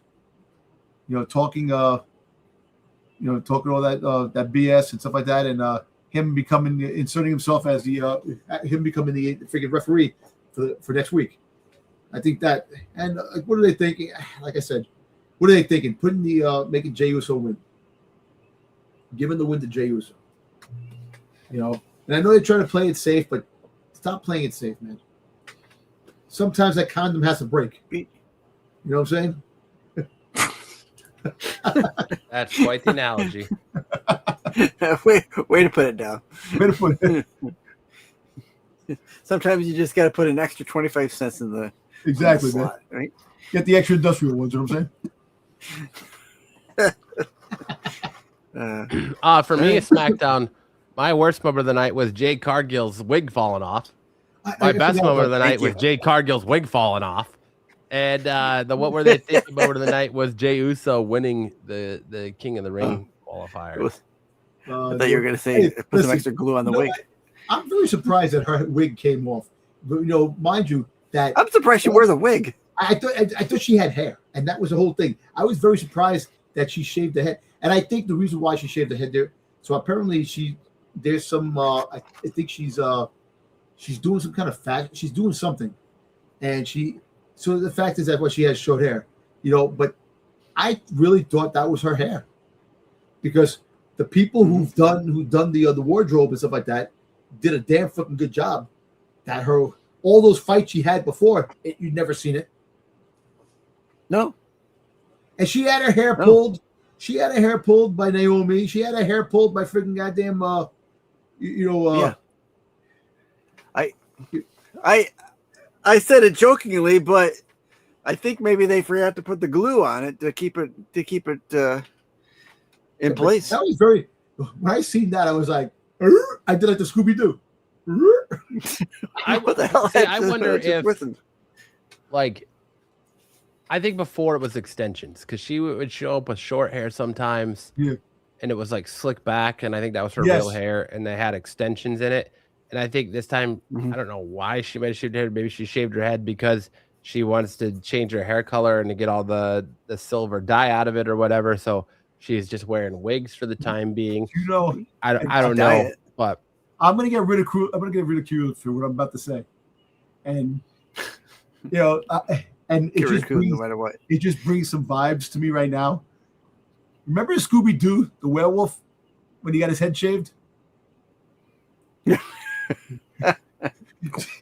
That he had the hair, and they shaved the hair, and the hair, it was bald. He had the look.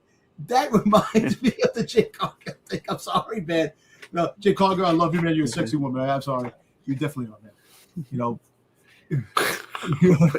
But that's reminded me of that. It's just something that struck me, because when I seen that, I actually the clip of Scooby Doo came on one of my feeds, and that was one of the things that came on the thing, and I'm like, what the hell? And I'm like, oh shit. Stixs, what say you about SmackDown, my friend? Best part, I'm gonna give it to. Let's see, where'd I have it? Jade Cargill's wig falling off.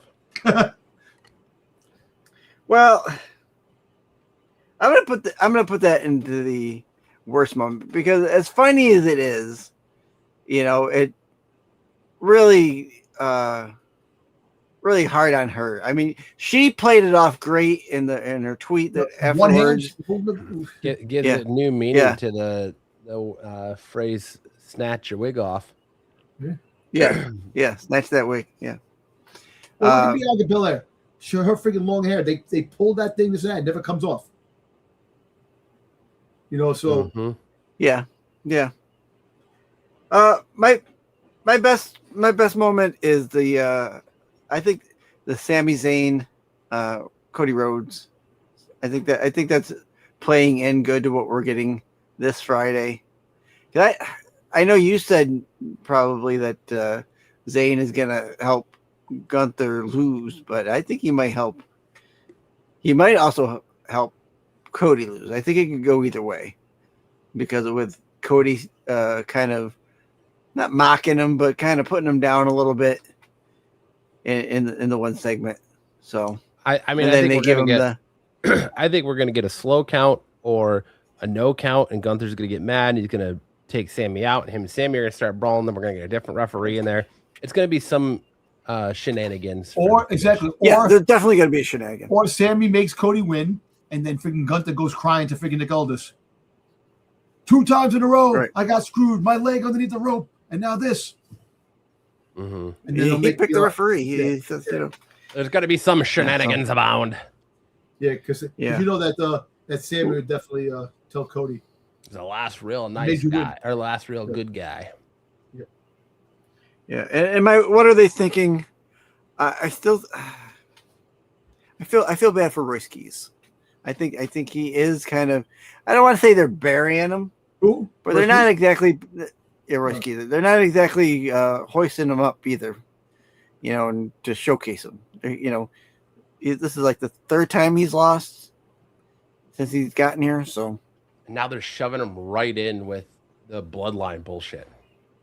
Yeah. which is I don't even like that. Or the MFTs. Oh, he might join the MFTs. Why would he join the be much longer, MFTs? man. Why would he join the MFTs? It didn't. Jacob Fatu. So that's my SmackDown. All right. That's it for now. We're talking about Monday Night Raw, and Dom has been itching like his jock to talk about Raw. So go ahead, Dom. What's going on? Okay, so what I want to say is that we all thought that Montez Ford and freaking Seth Rollins was going to go for the tag team championships. So No, I don't think there was a we all. I don't. So Dawkins, You all. I think it was a Dom and everyone in Dom world. I know, but then Dawkins came back, so now they're going to go for the belts. They're going to fight him on Raw this week, and I think they're going to beat Division. This and that. So we're going to get the steel cage. I think this should be the final, thing with Braun Breaker and Seth Rollins. Because you see that they were trying to recruit Javon Evans, and the Maverick, Logan Paul came back. So having Logan Paul come back, is that telling you that he probably wanted to come back? I know he can't wrestle. He could be there for support. Do we see Bronson Reed might be making a return very soon? A return? Bronson Reed's been looking good, man. Freaking busting his ass training, man. He lost a lot of weight. Train. So get Bronson Reed. Someone's got it. He looks really good. Yeah. Someone's got to show up if they want to keep those tag team belts. Yep. Well, remember, Braun Breaker, Paul Heyman worked into their contract that anyone in the division can defend. Yeah, can be champion. All right, so the best moment, I think the best moment was I guess the whole the worst moment was at the Bloodline freaking goddamn the Ulafala freaking goddamn ceremony, giving it to Jacob Fatu. Took about 25 minutes of the show, and there was only 2 wrestling matches. If you really think about it, it was one wrestling match in almost like 2 hours of the show. Exactly. Yeah, that was the what are they thinking? That's my what am I thinking? The show. Yeah. Yes. Thank you. What I definitely like. I like the one of the other worst moments is that freaking Danhausen, freaking Liv Morgan. All the Bloodline lost. I mean, all the freaking goddamn Judgment Day lost. They all lost their matches. They're like burying Raquel. And it really it sucks. But they're definitely not pushing her. The best moment is LA Knight, man. LA Knight with his promos, man. His promo. Yeah, another good promo. LA Knight. And yeah. We're gonna probably get the SummerSlam's gonna be probably Jey Uso and LA Knight going at it, or Jacob Fatu. Jacob Fatu probably soon, because Jacob Fatu came out with his the Cobra Clutch. I know it's the grip, the freaking Tongan death grip, but there was it. And the words, like I said, the worst moment I'm really thinking also. What happened? I said the Cobra Clutch. Cobra Clutch. I know that. Just bring that up. The worst moment and the one they think is at the show. Freaking 2 matches, and basically, if you really think, you threw the Javon Evans match in there with Austin Theory, and you got him. They had that fight, this and that, to showcase the Javon Evans, and because he's going to be fighting this week on Friday night, with Jey. So you want to get him back into the fold. But now I think. Like I said, now I think the Bloodline, like you said, the division now is going to definitely have some kind of issues. And I think they come out, and then you get Seth Rollins coming out with the freaking goddamn Street Profits. They're all going to come out, and that's why I think Javon Evans probably will win. Because then, and you know what? How about this? Yeah, who's to say? Right, you have LA Knight is feuding with the Bloodline. Who's to say that Seth Rollins accidentally freaking makes Jey lose? Because there was a run-in with the Usos on Monday night, a couple of 2 weeks ago. Talking about the the King of the Ring stuff and talking Seth Rollins talking shit. So what was What was the last time in recent that WWE actually used interference in their match? In a match, LA Knight. He got hit by freaking Solo Sikoa and lost. No, I mean in a PLE. I mean in a PLE.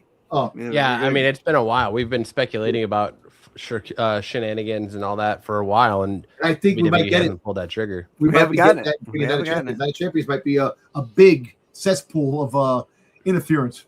We'll see. Yeah, is that playing it safe mode that they're in? I think though. Cookie cutter, Sesame Street. You want me to go next? Go ahead, Stixs. Sticks.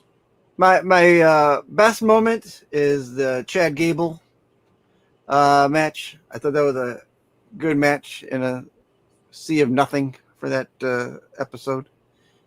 We're going to be getting Chad Gable versus Ethan Page next week. Yeah. So. Worst moment is the brutal attack on Eric Andre.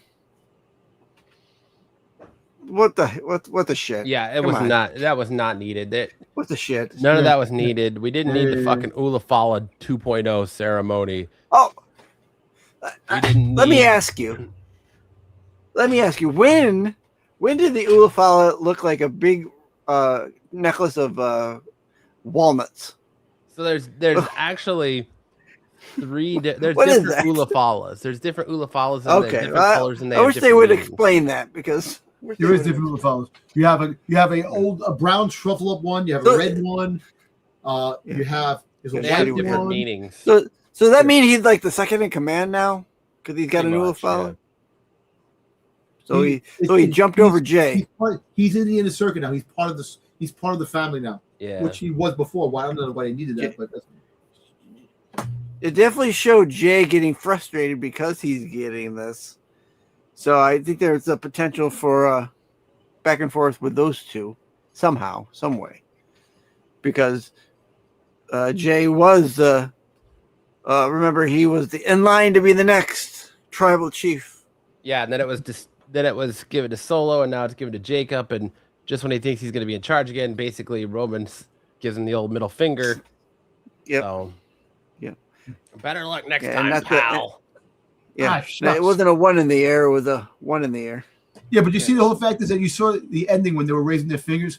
Jey is like hesitating, looking because he's pissed at because Because Jacob Fatu is like, I ain't gonna listen to you. He goes, yeah, I'm not listening to your ass, man. Because the OTC is the only one that I freaking goddamn now. Yep. Yeah. The bloodline is just boring and stale, though. Like. Yeah. We're right back to I love you Solo, but instead of I love you Solo, it's I love you my OTC. Right. Boy. Yeah. Okay. Okay. For my what are they thinking? And this is a wide what are they thinking? If you're the crowd leaving after that Raw, are you thinking I want to come back and pay for this again? Fuck no. Fuck no. Exactly. I'm not going, man, that was great. I'm going, you know what did I just sit through? What did I pay for? You're not a 6-year-old kid who loves that. So if you're a 6-year-old kid and you're a kid. 6-year-old kids aren't paying the bill to go there. I know, but the parents take their kids to enjoy something. The kids see these guys as superheroes. But that's not even that's the very small They're paying to go watch professional wrestling. You're not going for 2 hours of fucking talking and promos. And then that's the worst. One wrestling match. Yeah, get out of here, man. Your kid is falling asleep on your lap waiting for something to fucking happen. Yeah. Damn, Stixs. Is it started yet, Dad? No, we're leaving. What the fuck? Yeah, no, get out of here. Come on, man. No, I know. You're just kidding. I know the kids look at it. They don't really care. It's the adult. They pay for this shit. He goes, what the hell? 3 wrestling matches? No, the kids don't care, and the kids are they're entertained by whatever you put in front of them. Maybe it's 2 hours this week. SmackDown's gonna be 2 hours tomorrow. I'm not coming back after that night of two matches, maybe 2.5 matches, and a backstage promo that was probably filmed last week.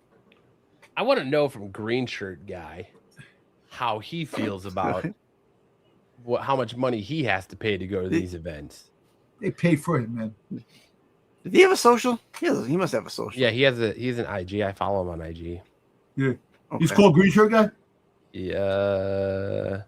I can't remember what his IG is. All right. I'll see what I can do. But for me, my what were they thinking moment on Raw was hands down the Eric Andre thing. We don't need it. We never need it. There was no point for it. Yeah, he's a street fighter with Roman Reigns. I figured Netflix. Right, but unless you're gonna have John Cena come out and defend him next week, what was the point of that? He was very great. He touched Jacob Fatu. Oh my God, he touched the touched walnuts. He oogled the Ulafala, you know. He touched his new. He oogled his walnuts. Yeah, he fucking fondled his nuts. There's one thing you do. You don't touch a grown man's Ulafala. Yeah. You know, and so we watched him destroy Eric Andre for God knows what reason. But see, does that make Roman Reigns a villain again? Yes. Because think about it. If you're a good dude, a good guy, you're not gonna have your guy do that. So we're talking about that Roman Reigns is playing the anti-hero probably, you know, because he does give 5 to the crowd, the people in the stands and that, but at the same time he's a villain. He's the anti-hero that I'm the OTC. Yeah. So there are people who cheer for the villain. So worst moment of the night for me was just the amount of wrestling in the first like hour and a half to 2 hours. Yeah. One match.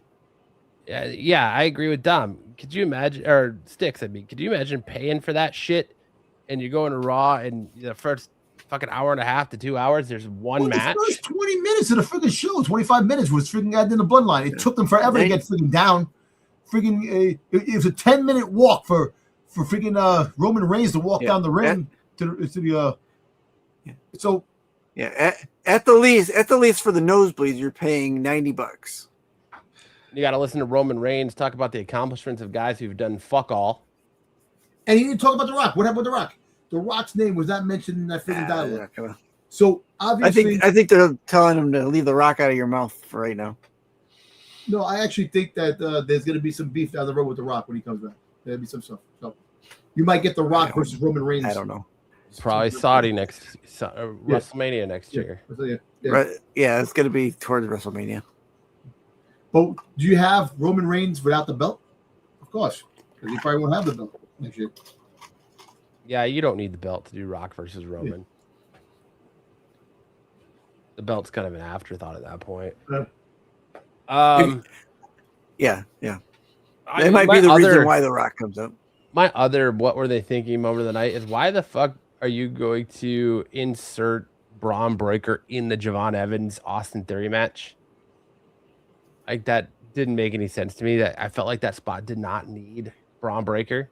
You know what's funny? He got speared out of his fucking soul when he did the and the spear came out of nowhere. Yeah, but they didn't. That just makes me wonder if they're going to go with the injury angle because there's a lot of people speculating that there's going to be an injury angle and that someone who in the finals of the King of the Ring tournament, most likely Javon Evans won't be able to participate and he's going to be replaced on SmackDown by CM Punk. And maybe we're going to get CM Punk winning King of the Ring or winning that match to face Oba Femi at King of the Ring. At Night of Champions. And have CM Punk beat Oba or something, or that's when Brock screws Oba for CM Punk to win. How about Brock Lesnar? Is the one they put in? If they're gonna do it, and Brock comes in and goes, "No, I'm gonna go in." No, because I think Brock's gonna the final match of Brock is gonna be career. So yeah, it gives them a reason to mess with Oba and have one more match with Oba and have CM Punk go on to face Cody at I think either way. Match of the night for me, best moment of the night. mean, that's a hard one. Well, Chad Gable. Yeah, I have to give it to Chad Gable. That Gable match was great. Gable Rusev was great. It's just time to give that man a shot at the IC title, and you give that man a shot at that IC title at in his hometown of Minneapolis, Minnesota. At SummerSlam. If you don't do Chad Gable versus Penta at SummerSlam, that everyone in that fucking creative team should listen.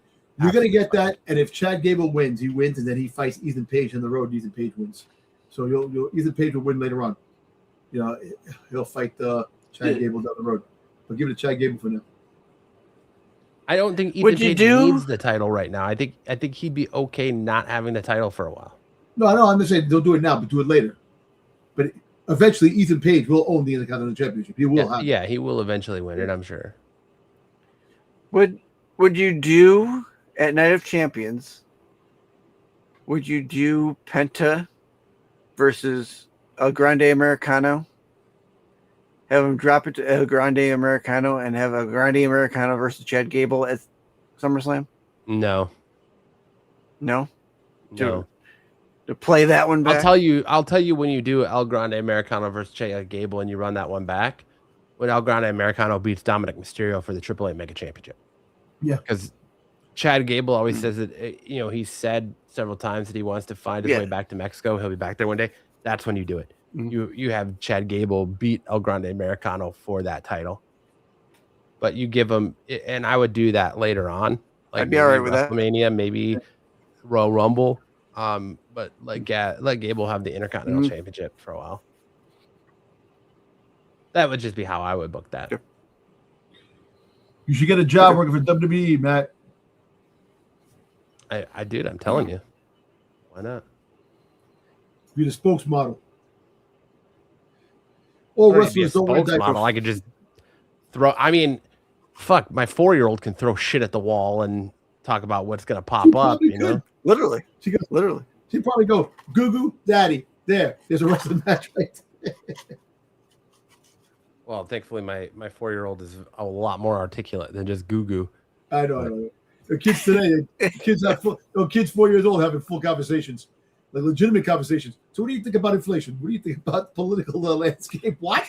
Not about inflation, but fucking kids, man. This is the inflation of a birthday balloon. Yeah. John Cena apparently told some young fan, I guess, that the only person that could get him to come back for professional wrestling would be Elon Musk, and he'd have to give up a whole lot of his fortune to do so.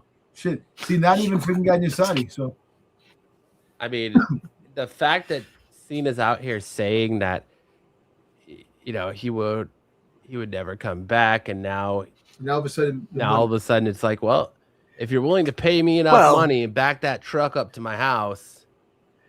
Well, you said it a long time ago. I mean, you said he'll come up with a fuck you amount, and then to see who'll pay it, and then probably do it. $2 million. It's like a comic shop. It's going to take more than $2 million.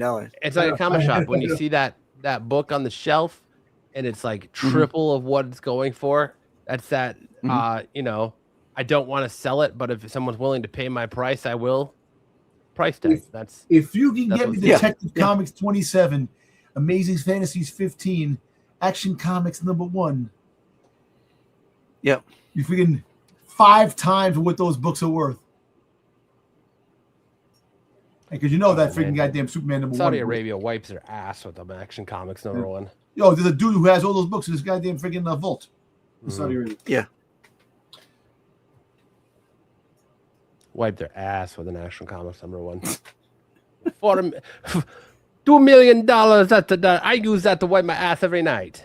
I use $2 million to wipe my ass. I got toilet paper. That's my toilet paper. I use that to wipe my face after my kebab. All right, NXT. Best, worst moment, and what were they thinking moment of the night for NXT last night? You go first, man. You want me to go first? Yeah, you go first because you were last. Yeah, Man, I don't remember. NXT is a hard one for me. Because what were they thinking is. I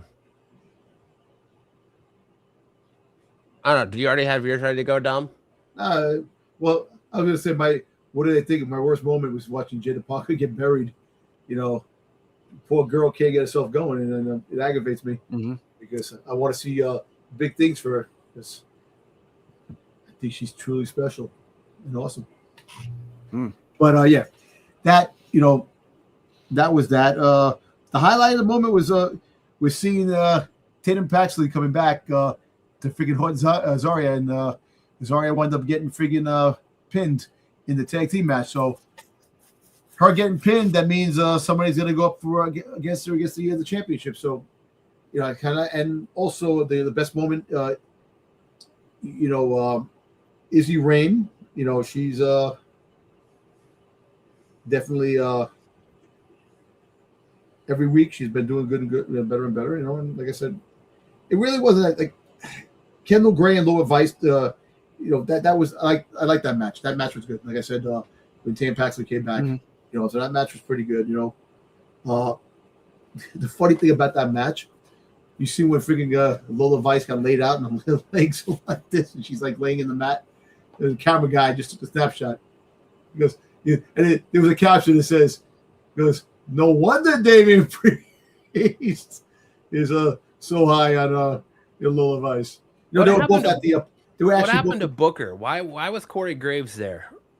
I think he was staying for. He was there for Booker. I don't know why. I think Booker had something. Had to do something. Had an engagement. Because it's being made to sound like he's going to be Booker's permanent replacement.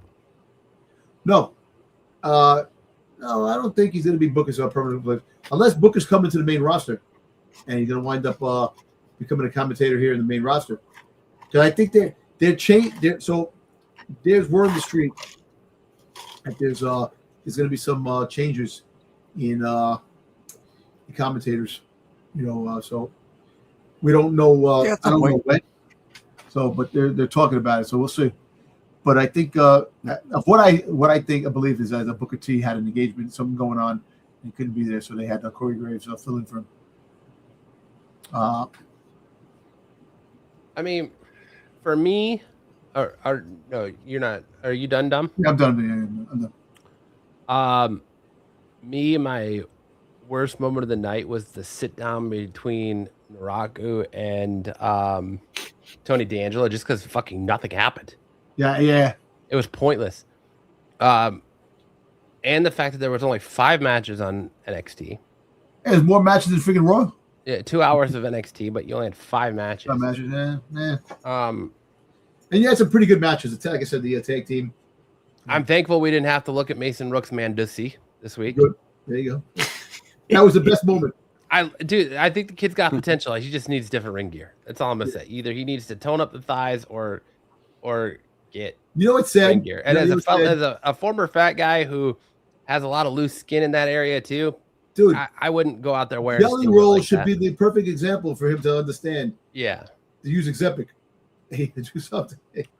Nah, I mean he doesn't have to use Ozempic, but I'm just saying he's strong. He's built like Bronson Reed, but even Bronson Reed was a little bit toned, or didn't have the Mandusi flaps. What about Lee? Freaking Keith Lee wore trunks. I know.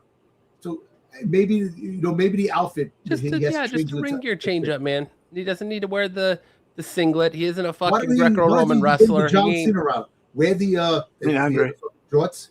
Wear something like that with a over baggy t-shirt. He ain't Andre. He doesn't need to wear a singlet. He's not a fucking Olympian. He ain't Greco-Roman wrestling over here, dude. Yeah, just big show. Yeah. Get out of here. And I like it. Yeah. I did like the chaos of the main event. And so I just wish they would give a little bit more love to Zarya because I really want to see what she can do.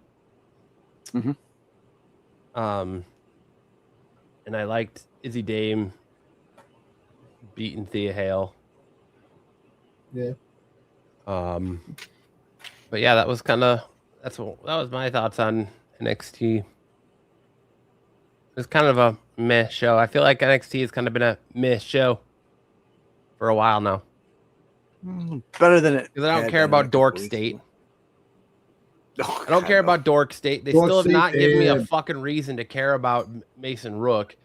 And, Naraku has done nothing but just show up and sit in the audience or sit down to talk. Like there's been nothing there. Like, yeah, he beat Mason Rook 1-on-1 last week, but that was pretty much it.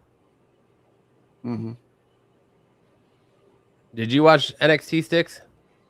I did actually this week. I did. All right. Best moment, worst moment. What were they thinking, Stixs? Best moment. I'm agreeing with both of you guys that the main event, the Vice Gray and the Zarya Klein Jordan match was the best thing on there. Worst moment for me was the was No Man. the Heights Drake match. I didn't like that. I don't know. Didn't care for it. And what are they thinking? I guess it would be the Natty Parker, because I'm hoping.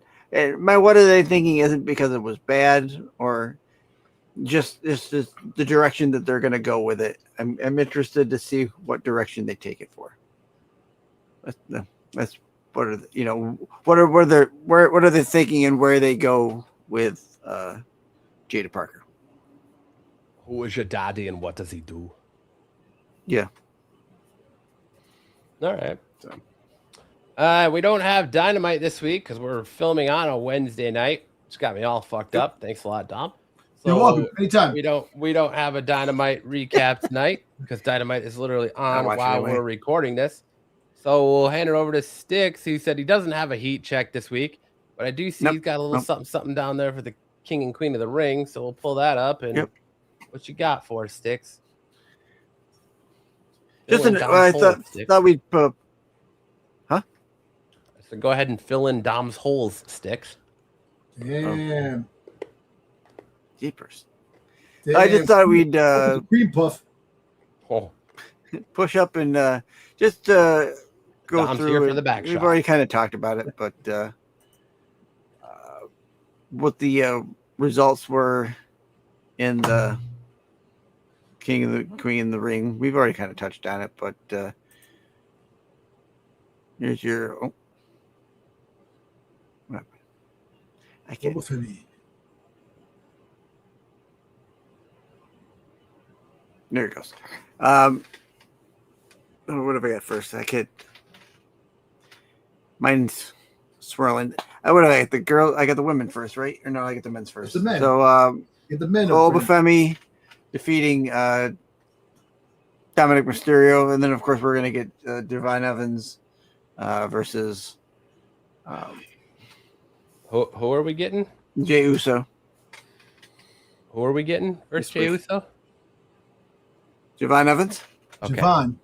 Javon. I'm pretty sure you called him Devon. Yeah, you called him Devon. You got the Domber. I think I did. Yeah, I'm pretty sure you said Devon Evans. Maybe I don't think I did, but yeah, Javon.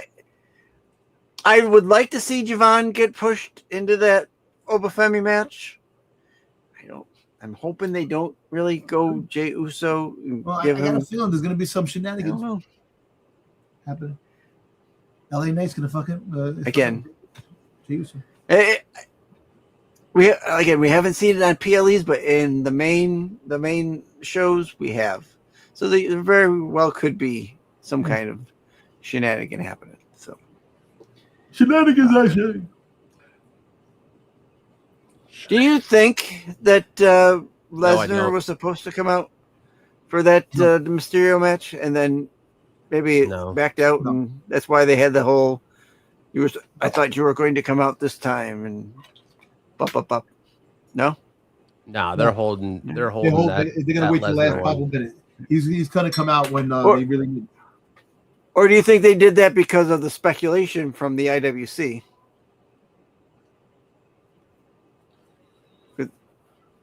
Everyone's expecting him to come out and F with Femi. Yeah, it's gonna be a waiting game now. This is going to be the final match. Well, Their next match is the final match, part 3, the end it. All right. And then our the Queen of the Ring tournament here.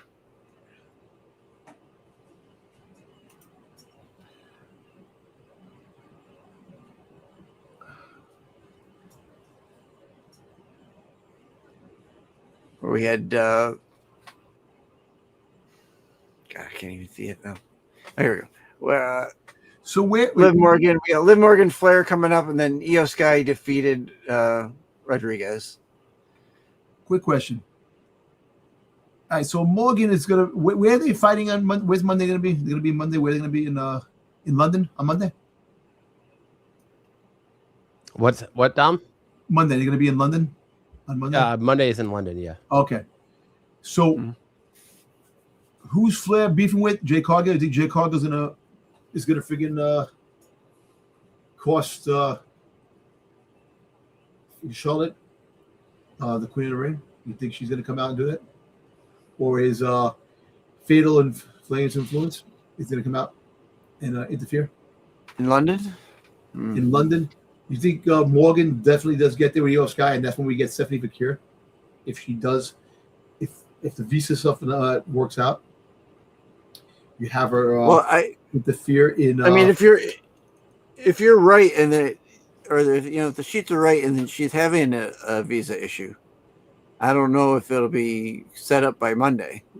Because if that's the case, Io Sky is going to win. Who's going to interfere with Liv Morgan? Well, technically, we have to be Sunday. No, Io's going to beat Liv straight up. Yeah, she's going to be, because I don't think there's nobody right now to like interfere. Like Io Sky, who does she have? Who's in Raw right now beefing with Io Sky? That I think we're gonna. Yeah, I think you're gonna get Io versus. You're probably gonna do Io versus Liv again at SummerSlam. Honestly, I don't know who else you would do. I still think Rodriguez worked out better in that scenario, doing the same. No, because Flair. I mean, sorry, Io's not gonna beat Morgan. Flair's gonna beat Morgan straight up, and Io Sky is going to beat Flair at Night of Champions, and Io's going to challenge Liv Morgan for the title.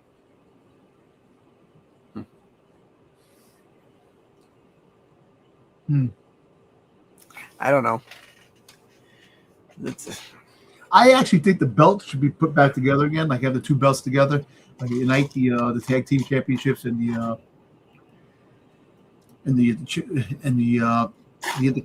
universal and championship belts. Unify it. Yeah, and then you could have back and forth. You could have more. Like you could have more of a challenge. People have to fight. There's one belt, and you want to fight for that belt. Yeah. Well, it makes sense with all the roster cuts and the fact that they don't have enough people to fill a line. So, yeah, I'd be all for that, and maybe they would be too because of the fact. So I don't know. It should be an interesting next 2 weeks. Yeah, I mean, especially since they have to fucking build Night of Champions, finish building Night of Champions in 3 shows. Nope. If we get Night of Champions and there's no championship matches, why is it called Night of Champions? Right, and like they still haven't established if we're supposed to be doing champion versus champions that match like they always have, or if it's going to be completely something different. Is it Cody Rhodes versus Roman Reigns? Is it what are we doing here? It doesn't feel like that's the case. I think they changed it. It was supposed to be. They had to have, because there's no interaction between Cody and I really think that because Roman wrestled, even Cody did, but I really think that it's probably going to be Cody, Gunther, and Sami Zayn at Night of Champions in a triple threat match for the championship. I think that's where they're going. Good God. And I think you're going to put that belt on Sami Zayn. You do it. Just pull the fucking trigger, Triple H. Pull the trigger, Hunter. Pull it. Pull the trigger like you're flicking Stephanie's bean. Just pull it. All right. Ooh. Oh. Make something exciting. Give us something. But We'll see. Anything would be good. That's it. We'll see what happens come tomorrow and Monday, where we end up for our finals for our show next week. Yeah, we'll have to talk about whether or not we want to do a watch along for Night of Champions, since it's going to be early AF in the day. Mm-hmm. We'll have to talk about that and figure all that out. But anything else you guys want to cook on tonight before we call it? I think that's good. I think it's done. I think next week's going to be a big week. Next week because you have the Night of Champions coming, and we do the prediction card for that. If we ever get the whatever is going to be on that, it's probably going to be last minute. We'll have to do it hopefully by Thursday. Well, we're not going to know by Thursday because Friday might be a new one, and we might have a something on Friday. But we'll see. Like you see, I hate this is the one thing I hate. They wait till like the last minute to finalize these PLEs, and you have to wait to find out what's going on. In the past, we used to find out who's fighting like maybe a month in advance, and they would battle each other throughout the entire scenario before the pay-per-view comes. Yep.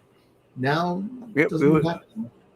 Like we would know at least 2 weeks before the PLE. Exactly. I'll say now, that. Like you don't even know going to the last. Now we don't even know the week of. Exactly. Like the last show has to go. Oh yeah, day before. This match chatted. Come on, man. No, hell, how many times the night before on a SmackDown did we finally get a fight into the PLE? More than once. And you know what? Matt has a point too. I'm thinking more and more now. If Rhea Ripley is unable to fight for that belt, and she has to give up the belt, you have a massive battle royal at Night of Champions. That would actually save the Night of Champions. If you really think about it. It might, yeah, it might. Yeah. And just imagine all the women from Raw, all the women from Raw, all the women from SmackDown. It's got to be a SmackDown winner, of course, but the whole fact is that it'd be intriguing. I would say though, if they do a battle royal, that just makes your tournament moot. Why not just do the battle royal on Friday night? How about the battle royal on Friday night before Night of Champions? Friday night, and then roll it into the person next day. The person who wins the queen of the ring has to battle that person in Night of Champions. The person wins the belt, becomes a new champion, and then you'll find out who you're fighting in Night of Champions. That could happen. That would work out better because at least then you're getting a championship match. Yeah, we might find out. We're gonna probably find out Friday, tomorrow, maybe tomorrow. If she can go, maybe Nick Aldis was like, we have a unfortunate news. Rhea Ripley has to relinquish the belt next Friday from Saudi Arabia. It'll be a last minute decision for sure. Yeah, I think they're gonna give her as much time as they can.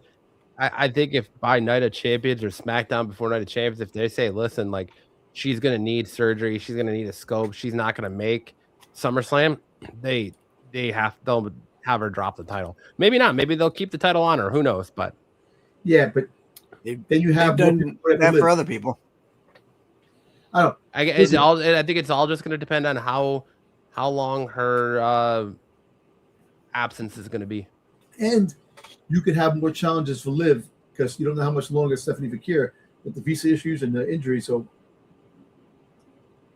right. Yeah, I think that's good. Yeah. I think, yeah.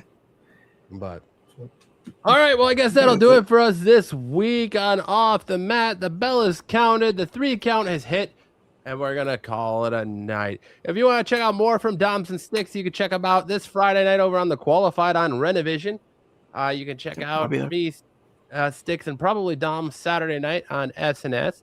You can check out Dom on Sundays on the Star Wars show over on Renovision. Stixs is you won't catch Stixs on Tuesday night because his Doctor Who show is on vacation for the summer. Yep. And you can check us out right back here next Thursday night at 9 p.m. Eastern on Off the Mat as Stixs goes Yeah, it'll be us two and probably Eric, maybe a rotating third as Stixs is leaving us for the summer. He'll still be here hopefully for watch-alongs and things like that. Work, I'll be there for watch-alongs, and I'll have my slides up for you. You got to stop working, man. Sure Jobs. You see what jobs do? They interfere with things. Yep. Hey, but move from one job to the other. Time to go to work, man. Make sure to hit that like, subscribe button on your way out. Turn that notification bell on so you know whenever we go live with a new short or a new episode of Off the Mat or have any breaking professional wrestling news. And Dom, send us out with some words of wisdom, my friend. Practice makes perfect. And I say that because look what's going on with LA Knight. The in-ring performance is not holding up. So make practice, learn your craft, try to perfect it. Mistakes do happen, but that's supposed to happen often. Make sure you stick to the grind of what you usually do to make you the best person you possibly can be at any job. Simple, elegant, straight to the point. Probably one of the best words of wisdoms you've ever given us, Dom. And, you can't top greatness like that. So we'll just say, we'll see you guys next week.